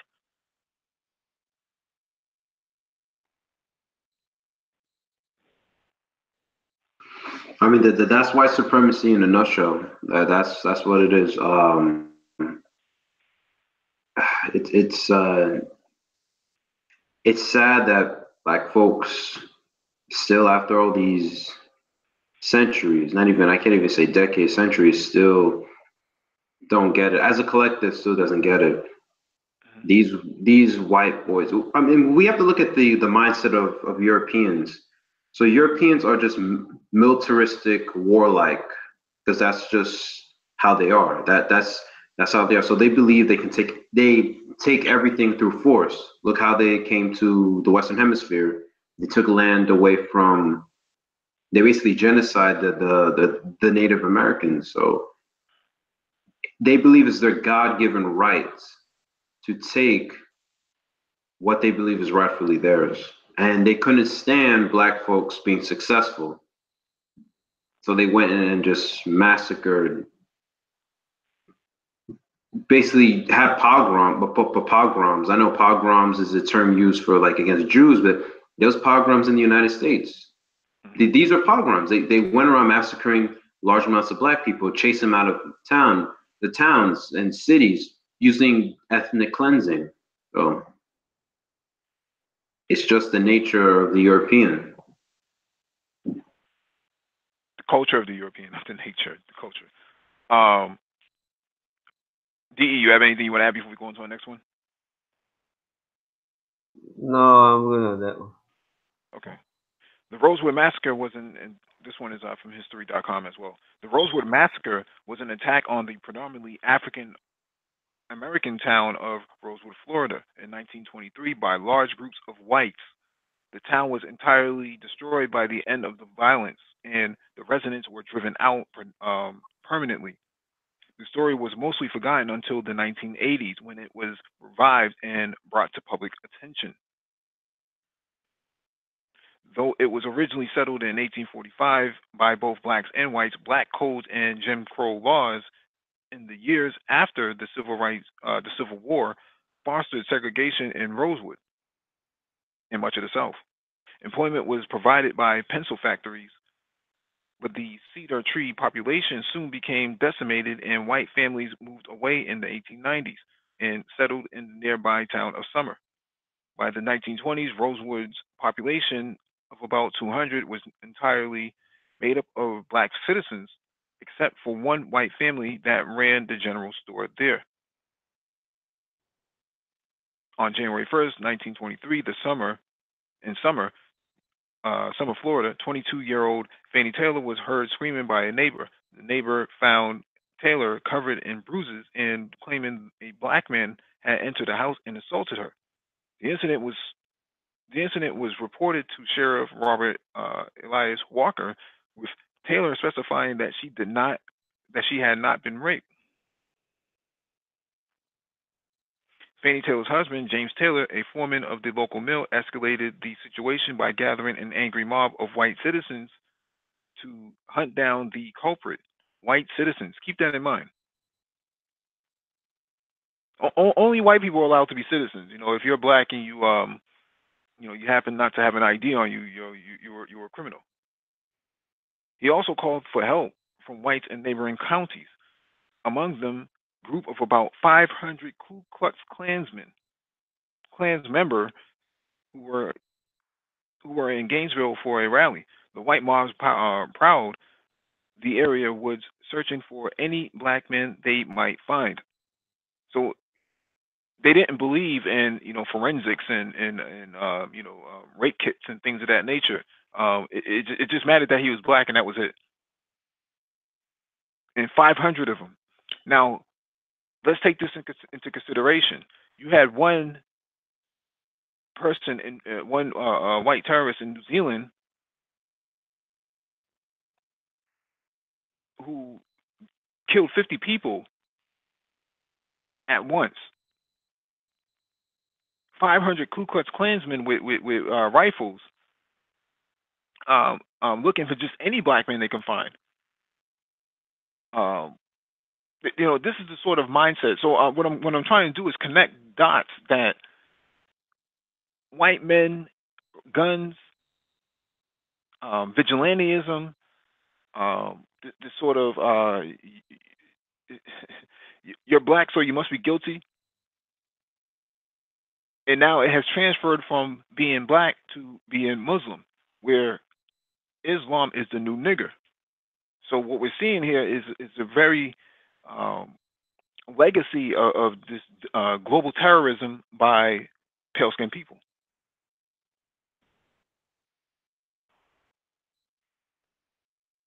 Go ahead, Joe. Yeah, that's their MO. That is their MO. Basically, they, I mean, you have to understand that they ever since I would say 9/11, you have this anti-Muslim fervor across this country. Not only across the country, but across the Western world. And these white men see them as threats. That's why they you had remember that massacre, I think it was in Sweden or in Denmark, that far right dude who went to that summer camp, started massacring all those kids. But then he wrote a manifesto about how Islam is the greatest threat to Europe and how there will be a future civil war in Europe, and the whole Eurabia thing, that Muslims are going to be a majority in Eurabia in 2100 or blah blah blah. It's just all this comes down to the Europeans' paranoia.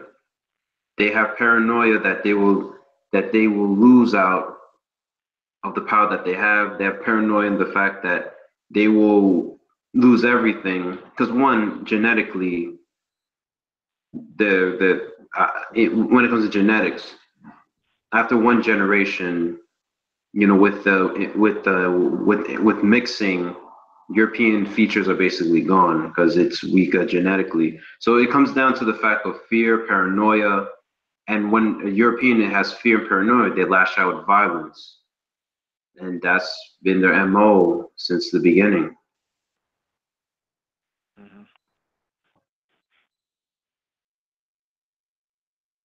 All right, the Birmingham church bombing.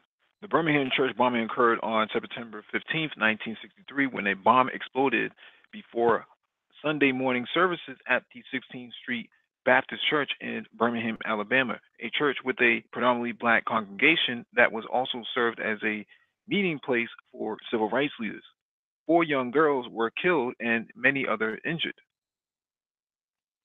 Outrage over the incident and violent clash between protesters and police that followed helped draw national attention to the hard-fought, often dangerous struggle for civil rights for African Americans. The city of Birmingham, Alabama, was founded in 1871 and rapidly became the state's most important industrial, commercial, center. As late as 1960s, however, it was also one of America's most racially discriminatory and segregated cities.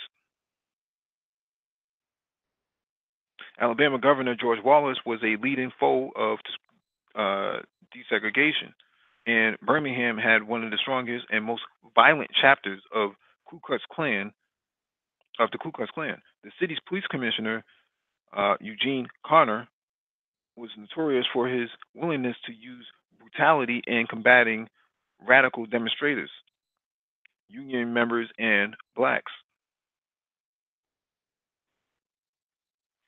Precisely because of his reputation as a stronghold for white supremacy, civil rights activists made Birmingham a major focus of their efforts to desegregate the Deep South.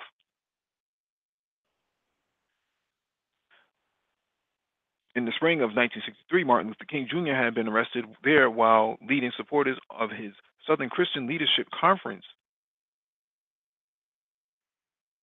in a nonviolent campaign of demonstrations against segregation. While in jail, King wrote a letter to local white ministers justifying his decision not to call off the demonstrations in the face of continued bloodshed at the hands of local law enforcement officials. His famous letter from Birmingham jail was published in the national press, along with shocking images of police brutality against protesters in Birmingham that helped build widespread support for the civil rights cause.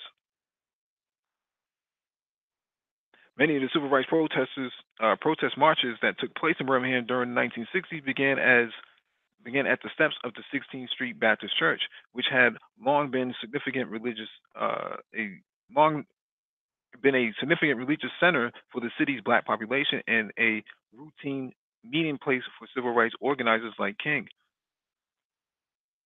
KKK members had routinely called in bomb threats and intended to disrupt civil rights meetings as well as services at the church. At 10:22 a.m. on the morning of September 15, 1963, some 200 church members were in the building, many attending Sunday school classes before the start of 11 a.m. service when the bomb detonated on the church's east side, spraying mortar and bricks from the front of the church and caving in its interior walls. Most parishioners were able to evacuate the building as it filled with smoke, but the bodies of four young girls, 14-year-old Addie Mae Collins, Cynthia Wesley, Carol Robertson, and 11-year-old Denise McNair, were found beneath the rubble in the basement restroom. 10-year-old Sarah Collins, who was also in the restroom at the time the explosion, lost her right eye, and more than 20 people were injured in the blast. The bombing of the 16th Street Baptist Church on September 15th was the third bombing in 11 days after a federal court order had come down mandating the interrogation of Alabama school system.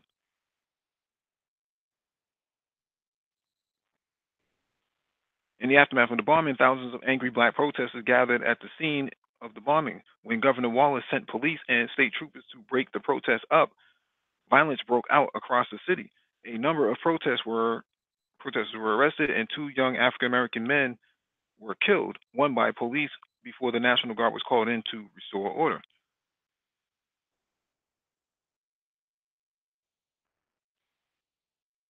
Though Birmingham's white supremacists were immediately suspected in the bombing, repeated calls for the perpetrators to be brought to justice went unanswered for more than a decade. It was later revealed that the FBI had information concerning the identity of the bombers by 1965 and did nothing. J. Edgar Hoover, then head of the FBI, disapproved of the civil rights movement. He died in 1972. Good riddance to him. In 1977, Alabama Attorney General Bob Baxley reopened the investigation, and Klan leader Robert E. Chambliss was brought to the trial for the bombings and convicted of murder. Continuing to maintain his innocence, Chambliss died in prison in 1985. Good riddance to him. The case was again reopened in 1980, 1988, and 1997 when two other former Klan members, Thomas Blanton and Bobby Frank Cherry, were finally brought in trial. Blanton was convicted in 2001 and Cherry in 2002. A fourth suspect, Herman Frank Cash, died in 1994 before he could even be brought to trial.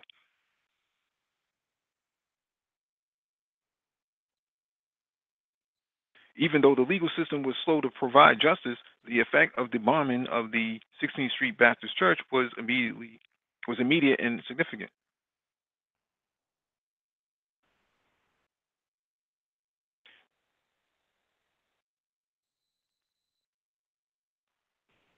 What an interesting piece, because a lot of these attacks actually mirror a lot of what you see happening today, and seems to be the same playbook of whatever black people are, just keep attacking them until they go away. I mean, you have white boys who have like fantasies about just genociding black folks. I mean, you have the Turner Diaries. There's this I forgot the name of it. It's like it's written like a how-to book how to genocide black folks. It's so unrealistic, but the European their culture is based on wiping out, brutally crush your enemy, and they see black people as their enemy. They see us as their enemy. Why? Because they fear that we can strive and overcome. I mean, one thing I'll say about African Americans, throughout all the shit they went through our history, it's a miracle they got to where they are right now, despite everything they went through. It's a miracle to see where they got to. Yeah, at this point, they're not in the best situation, but most people who went through what black people went through would have been wiped out, would have just been gone. And they see that, they know that, and they fear that. And you see these far right white boys getting riled up again. I call the alt right the new Klan, and they want to be they want to start doing the same shit they did back then. Today, I mean, look what Dylan Roof did. He just went to a church and started massacring black folks. But the difference is they can't walk to the hood. They can't walk into the hood. Like, you wouldn't see militias, like armed white boys, go into the hood try to shoot shit up, because they'll get shot back at too. You know what I mean? So there's some nuances here. Like, they prey on the vulnerable, which is women and children, but they won't go do their full dirty work like they did back in the day, because things are different now. There's a lot of black people who are armed, who have guns. So yeah, that's why a lot of them are a bit cowardly, like Dylan Roof, to go into church and kill people who are having a prayer meeting. How come he couldn't do it? They invited him in. He came in and they invited him in. So they invited him to come pray with them. Exactly. And also, as the article states here, did you know by 1963, homemade bombs set off in Birmingham's black homes and churches were such a common occurrence that the city had earned the nickname Bombingham instead of Birmingham. So terrorist attacks against black people was so common. It's so common that it was just a normal occurrence. But when we want to talk about terrorism, we always point to Muhammad with a thick beard, and he happens to be of melanated complexion from the Middle East, and that's not the case. There's a lot of shape shifting, happening in real time, and you see right now the Senate has a bill, I think it's HR 2120 or 2140, that wants to change the term slavery to indentured servants. So that black people can never get reparations because it's voluntary servitude. That's what they're trying to turn it into now. I mean that's such bullshit, man. It's just a a disrespect to the legacy of African American ancestors who fought and died, who died through slavery for this to happen. This is just a spit in the face of all of this. And I wish more black folks were awake about this. I feel like black people, especially black people nowadays, are so distracted. They get outraged about something for like a day or two, and then within a week, they forget about it. They all focus on love and hip hop. They're all focused on what's popping on Instagram. I mean, there's nothing wrong with those things, but you have to get your priorities straight. And black folks don't have their priorities straight. I mean, look at that. They have a bill passing to change the term of slavery. If black folks were organized, there would have been a million black folks in DC right now protesting this.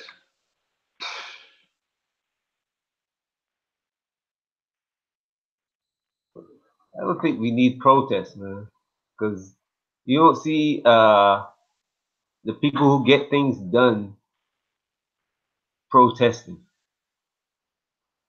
You know, once you get your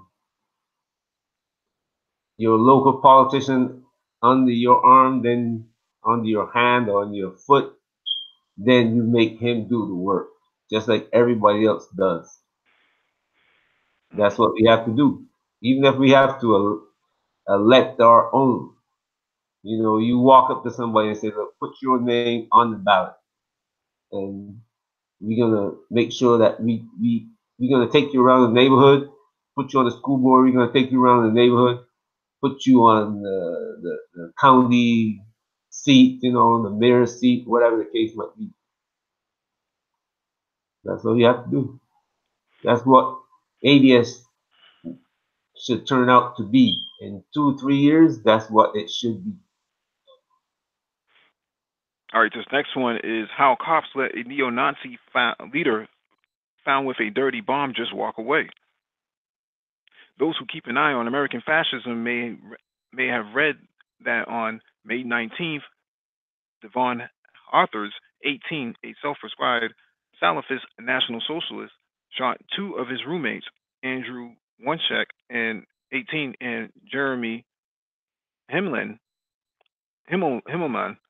22, in the Tampa Palms, Florida apartment the three shared with Brandon Russell, 21.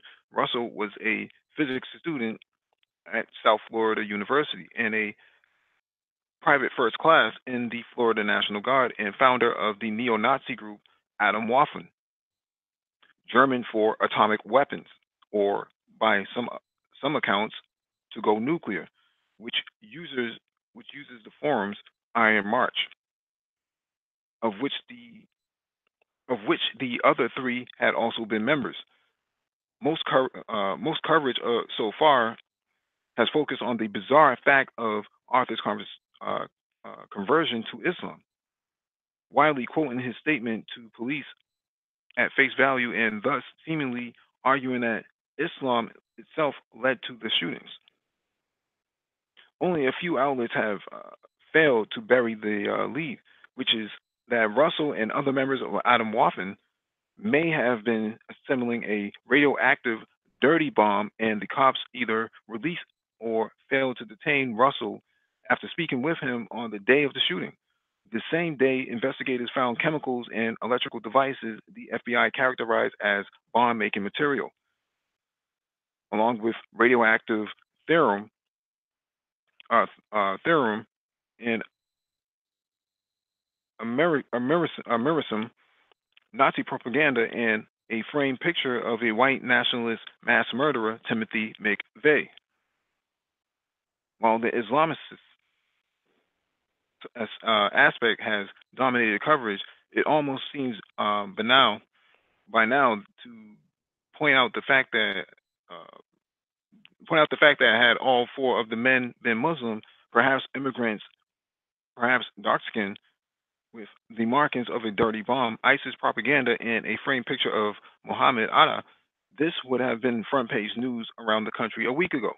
Meanwhile, fascists have greeted the Trump administration signals the government pursuit of extremists would ignore white supremacists and focus primarily on Islamists.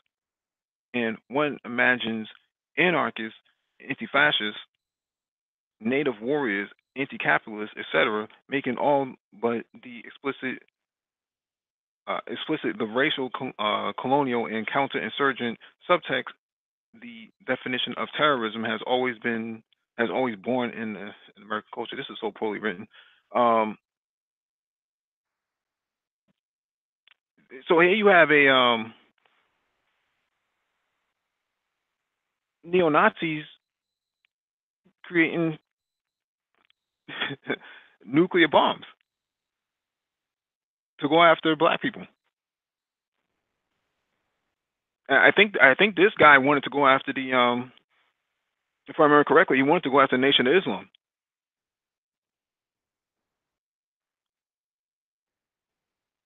Wow, that's crazy. I think this goes back to one of the things I said earlier, how if this country continues to ignore the I'm not even gonna say far right, just white nationalism, neo-Nazis and all that, because they just keep ignoring them. Look what happened. Look what happened in this story. They let the guy go who basically wants to make a dirty bomb. What if he went to like a place where there's a lot of black people?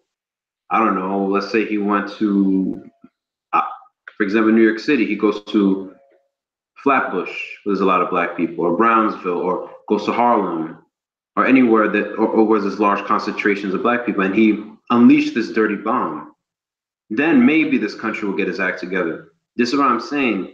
The more this country ignores or purposely ignores white nationalism, these white supremacist groups, these white militias, yeah, that's the article I was talking about.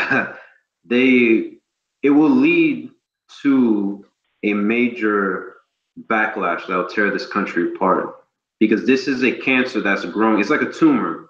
Right now, it's it's not life threatening, but at some point, this tumor is gonna basically be a metastatic and spread everywhere, and then there's nothing you can do about it. And it obviously comes down to the point that this country doesn't give a shit about black people. They let this guy go because he's white. Oh well, he's trying to make a dirty bomb, but hey, he's no threat to us. But let him release that dirty bomb against the Negro or against the Muslims. Mm-hmm. Teach those Nation of Islam guys a lesson. Yeah, that's their mentality. I don't know if you heard the story, Mike, of this happened like 3-4 years ago. There was this anti-Muslim militia called, I forgot what it's called, but they were going to go protest against the Nation of Islam in, I think, Dallas, South Dallas. And then the Nation of Islam, the Huey Newton Gun Club, and the local Black Panther Party chapters came out there in full force. And the police had to referee the shit because shit was going to go down. It would have been a shootout. It would have been a shootout. So these white nationalist groups want to strike at the Nation of Islam. But the Nation of Islam has pulled. Yeah, U.S. law enforcement failed to see threat of white nationalism. So, again, you see the sort of unwillingness to do to abide by the laws. You were going to say something, D? Yeah, this is a lot of people look at these things as being incidental, but they're not. Mm-hmm. They're people who are using these events, or in some cases, creating these events because it works with their agenda. It's like if I want to buy up all the land in my neighborhood, I have to get the people moved out. I can't tell them that there's something there that I need, So I start making it look like there's a ghost in town, you know, and people are getting scared. And the ghost is killing people. Everybody's gonna move. And this is a similar situation. You got people being on edge, and and after a while they say, well, yeah, what can I do? It happens all the time. So you just throw up your hands, and then the government comes in and say, okay, we got our fix for this. We want a camera outside everybody's house. And then comes in with the China social score. Mm-hmm. Oh, so Yep. White you get in there. White supremacist pleads guilty in fatal sword stabbing of black man. James Jackson wanted to kill black people. Specifically, he wanted to kill black men. A lot of them. That's what the white supremacist admitted in court Wednesday after pleading guilty to killing Timothy Common in a gruesome act of violence that he said he believed would spark a nationwide race war.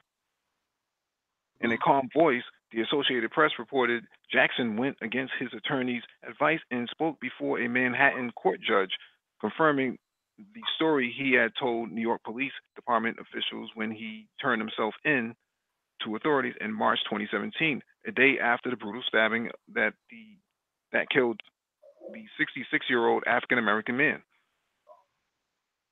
At the time, Jackson told detectives that he had traveled from his house in Baltimore to New York to kill black men as a declaration of a global total war on the Negro race and as a political terrorist attack, the Manhattan District Attorney official said in a statement.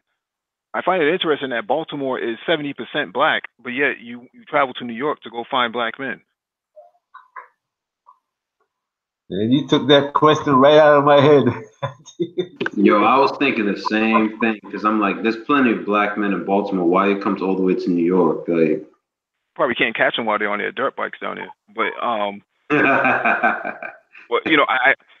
just find that to be really, really interesting that this is what is this is happening, and there's no stop and frisk of white males with swords, with the potential that he may be carrying a sword, which is a lethal weapon, right? It's for the most part that's a if he was Muslim, he would be considered you know, so a Wahhabist or something like that, right? He would be considered an extremist, but because he's white and he has blonde hair, he's not considered to be a domestic threat. Maybe well, let me let Zoe jump in there and pound on him real quick.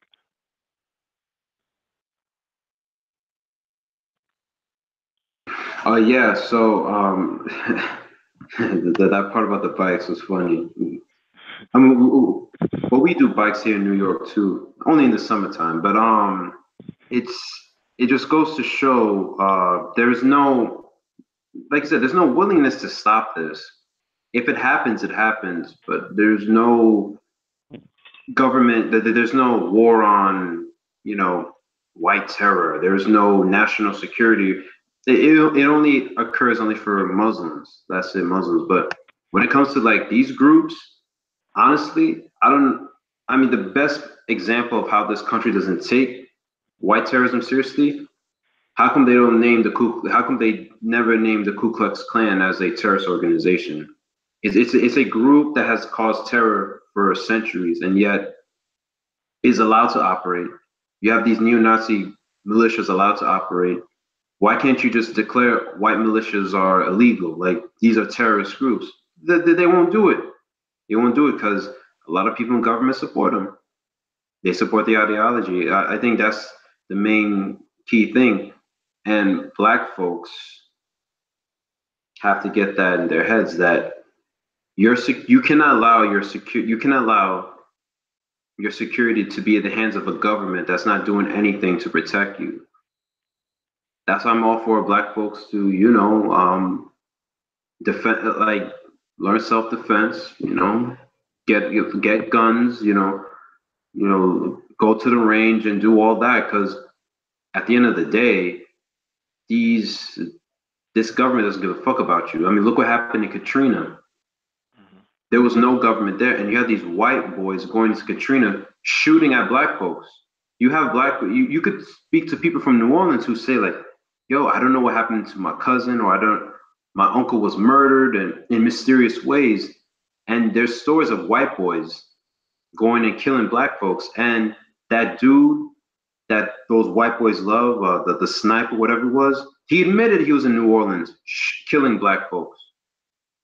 So it just comes down to this, that this white nationalism, this far right radicalism of these white boys is not being addressed, and it's going to lead to major blowback. It's unfortunate, and black folks need to understand this. We have to wake up, because this is like you pulling up these news stories, and it just goes to show the evidence is right in front of us, but we refuse to even understand. Mhm. Make America great again. Yeah, North Carolina man indicted in slayings of 3 Muslim students. A self-described gun-toting atheist who frequently battled neighbors over parking was indicted Monday for murder in the shooting deaths of 3 Muslim students near the University of North Carolina last week. Craig Hicks, 46, of Chapel Hill, was indicted on 3 counts of murder and 1 count of discharging a firearm into occupied dwelling in the Tuesday afternoon uh, death shady slaying's death of Shadi Barakat, 23, his new wife Yusra Muhammad Abu Salah, 21, and her 19-year-old sister Razan Muhammad Abu Salah. So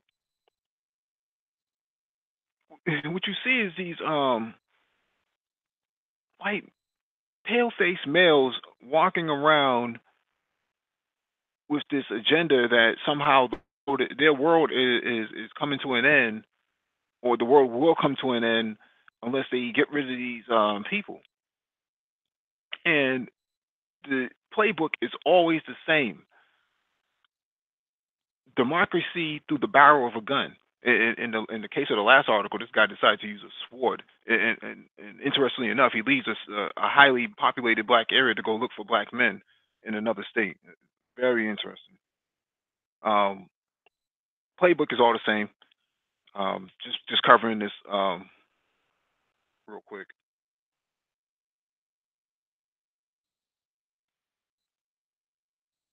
Exactly that. The playbook. It is the same, and it's man, it just these white boys are just paranoid. They're just paranoid that they're going to be a minority. That's their fear, and they feel like getting rid of these non-white folks will stop that. They see their birth rates going down. Like I said, their economic standing is going down every year. White suicides are up. White drug overuse is up. So these white boys are feeling like, yo, this is the end of white supremacy. They can feel it, and they want to do something about it. So they're lashing out against non-whites. Hmm. Mhm. And here's the last one: 4 charged in plot to attack New York Muslim community. 3 men and a high school student were charged with plotting to attack a rural upstate New York Muslim community named Islamburg with explosive, authorities said Tuesday. The Rochester area residents are accused of plotting to attack the small Muslim enclave west of the Catskill, according to court papers. The timing of the attack was unknown at the time. Their recent arrest, the men, 3 of whom were in Boy Scouts together, had access to 23 rifles and shotguns and 3 homemade explosives.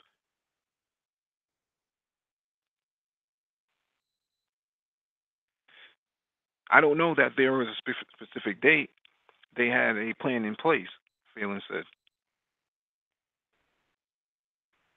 He did not rule out the possibility of additional arrests. Charged with weapons possession and conspiracy were 20-year-old Brian Colinari, 18-year-old Andrew Kreisel, and 19-year-old Vincent Vertamo. A 16-year-old student at Odyssey Academy in Greece was charged in an as an adolescent offender. It was a lunchroom comment by the student during school Friday that launched the investigation. He looks like the next school shooter, doesn't he? The student allegedly said while showing students a picture of another boy on his phone, according to Phelan.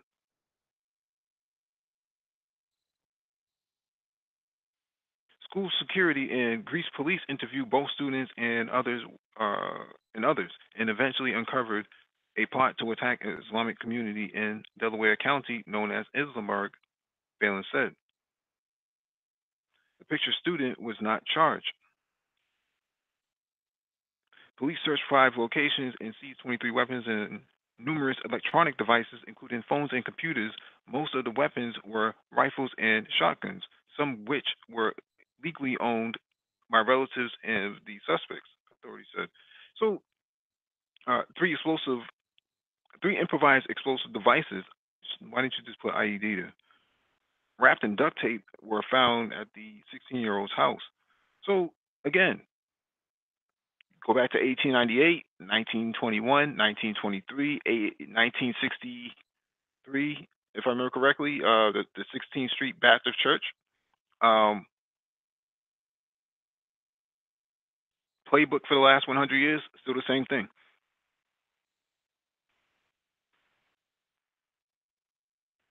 Yep, pretty much. And this story, like, these kids are what, 16, 18, 20 years old? Like, damn, like, these kids had no life. I mean, I remember when I was 16, 18, and 20 years old, the last thing that was in my mind was to go shoot up, Muslims.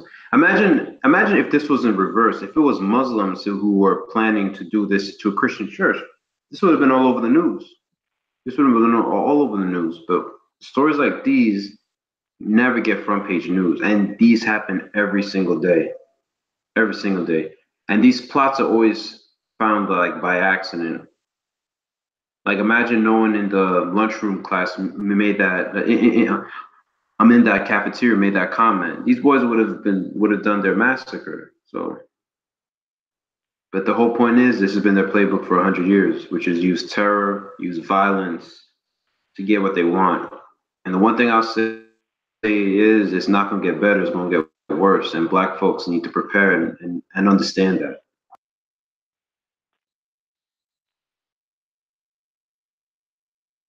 And here's the last one.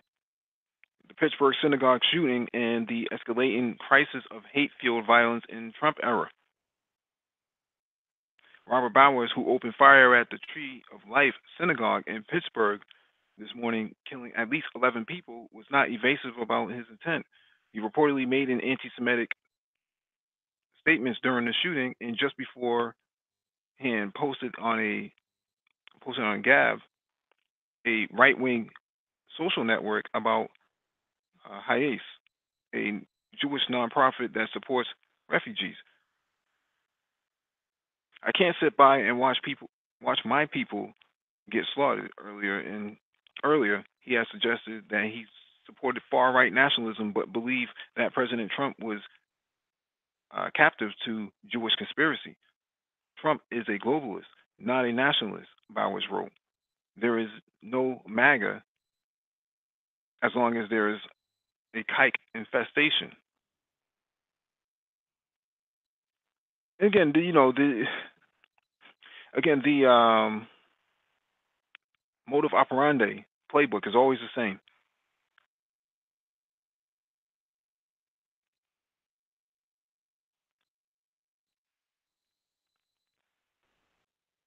So they have. Go right ahead.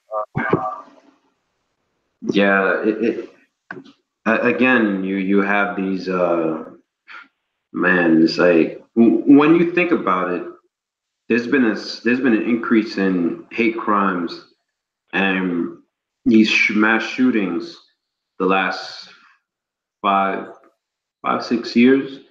And it comes down to what you said, that these white boys think the world is about to end. They always keep talking about this. Oh, we have to save the white race, or or what does they say? Diversity is genocide.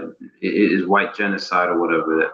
Remember, you remember like back in a couple years ago on YouTube, you always see these random comments like diversity is white genocide and blah blah blah. They truly believe that because their numbers are going down, the demographics are against them, and it's only going to get worse as the demographics truly change. When they really see themselves as a minority, they're going to lash out. The only reason why you haven't seen full scale like terror in America, like you see these pockets of violence, is because most of white folks, they still vote, they get what they usually want. But there's going to come a time when they will become a minority and they will lose that voting power. The poor white folks, not the rich white folks, with the guns and all. And then that's when they're gonna lash out big time. And black folks need to be prepared because it's not gonna be pretty. It's not gonna be pretty at all. This festering cancer of white supremacy is gonna be, like someone said on the chat, that it's gonna be, or it is like stage 4 cancer. It's gonna be metastatic. It's gonna be all over the place, and it's gonna be devastating. And I'm not the type of person who tries to be like cynical, or I try to look at the optimism in the future. But black folks in America need to get ready. They need to get ready. They need to get the geopolitics on. They need to get their business on. They need to look to Africa. They need to look to other countries for to make alliances. They need to see where the shifting sands of geopolitics is going, because the next 10 to 20 years, 10 to 25 years is going to be a major shift in global politics. And black folks, if they continue this path, they're going to be swept away, or they're going to have the rug pulled under them with all the changes that are coming. Mm-hmm. Do you have any closing statements? Look, we've been, I don't know, witnessing, experiencing all these things for even before the so-called war to liberate us. We want to believe it. It's not going to stop. Things like this don't stop unless you actually force it to stop. The bully on the block does not stop bothering you till one day you pick up a stick yourself and give him the first whack. Even if you don't kill him, after that he's going to respect you, and he won't come at you the same way again. And that's what's going to happen. You can't, if we depend on Dylan Roof, none of the black people in the church, even after they see him shooting up the church, they didn't do anything at all. They just prayed and say, "I forgive you." Mm-hmm. He got out of the church alive. Every time one of us was attacked, the attacker goes home. They weren't armed, so that's one thing to keep in mind, that they were praying in the church. They weren't armed. They were actually having Bible study. So, Even if you sorry to interrupt you. Even if you're not armed, if his weapon ran out of bullets, it did. somebody is close enough to him. It did. The thing is, he reloaded. He reloaded his weapon. So he had time enough to reload his. He got time enough to reload it. Nobody's there. Nobody jumped on him. well, keep in mind that they were already laying down to begin with, right? They were already praying. They were already kneeling. So when he shot them, it was just a matter of them being down already. And the first person he went after was the men, right? He took out the past, not the pastor, the brother who was a senator. Not a, was he a senator or state representative? He was a state representative. Yeah. He took him out, but he was very astute with his weapon, so he knew how to empty the mag and pop another mag in. That takes less than 10 tenth of a second to actually drop your mag and pop the other one in. In his case, there was no being a hero and knocking him over. That wasn't going to happen. Not in the position that they were in. And the people who actually reported on, who actually were witnesses to this, were the ones who played dead, right? Because he went around making sure that other people were dead, if they were still quivering and moving. So he was pretty out there. And again, he was on Stormfront. He was on YouTube. And a lot of these guys, if you really look at their background, they're incels. They don't have. They're involuntary celibate. They can't get any women, and they blame black men for taking all the white women. Yep. And that's why my whole issue with the whole incels thing is I'm starting to see a lot of black incels talking about the same thing, like, oh, all these Pookie and Ray Rays and rah rah rah rah. A lot of these dudes who are doing these acts of violence, it comes down to just sexual frustration. Because at the end of the day, if you have, a girlfriend or not even that, if you have something going on for your life, most of these guys were losers, they had a dead end job, they're not in school, or they don't own a business, or they're not doing anything productive for their lives. All they do is just go on their laptops and go to hate-filled forums and just talk about, all these niggers are the reason why all the white women are leaving us, and I'm going MGTOW and red pill and all that stuff. It creates a frustration, and then that at some point that frustration and anger is going to come out. It's going to come out either through violence or through self-harm. And these incels, I say, are very dangerous, and that's why I'm kind of concerned when I hear black incels having the same talking points as these white incels. To me, that's just weird and bizarre. Mm-hmm. We reach the age where we feel, we do believe that we are equal. That's the problem. Right. Right. And people are still under the impression that the institutions that they're always going to be there for them. They don't realize what happened a couple of years ago in Cyprus when the ATM machines were shut off and people couldn't withdraw their money from their ATM from their bank accounts. There was pandemonium in the streets, and that only happened for a few hours. So you imagine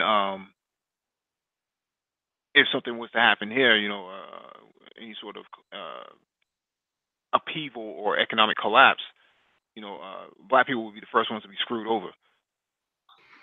Yep. I mean, that's true. I think in 2008 when Hank Paulson went to the White House for the bailout for the banks, he was like, listen, you got to pass this, you got to sign this bill, you got to pass this bill, we have to bail out these banks. So he said, listen, if you don't do it, there's going to be blood and tanks in the street because people are not going to get their money out of the ATM. So, and I know this is not the economic topic tonight, but it's just, that's why it has me leery that, a lot of people are saying we're going to have a recession either next year or 2021. And they say it's going to be pretty bad. So black folks, you guys, we have to get our shit together, because the next decade, the 2020s, are going to be a rough one. They're going to be very rough. So, yeah. All right. Well, thank you all for joining us, and we will be back on Friday with economics. This is the Brain Trust signing off. We are out.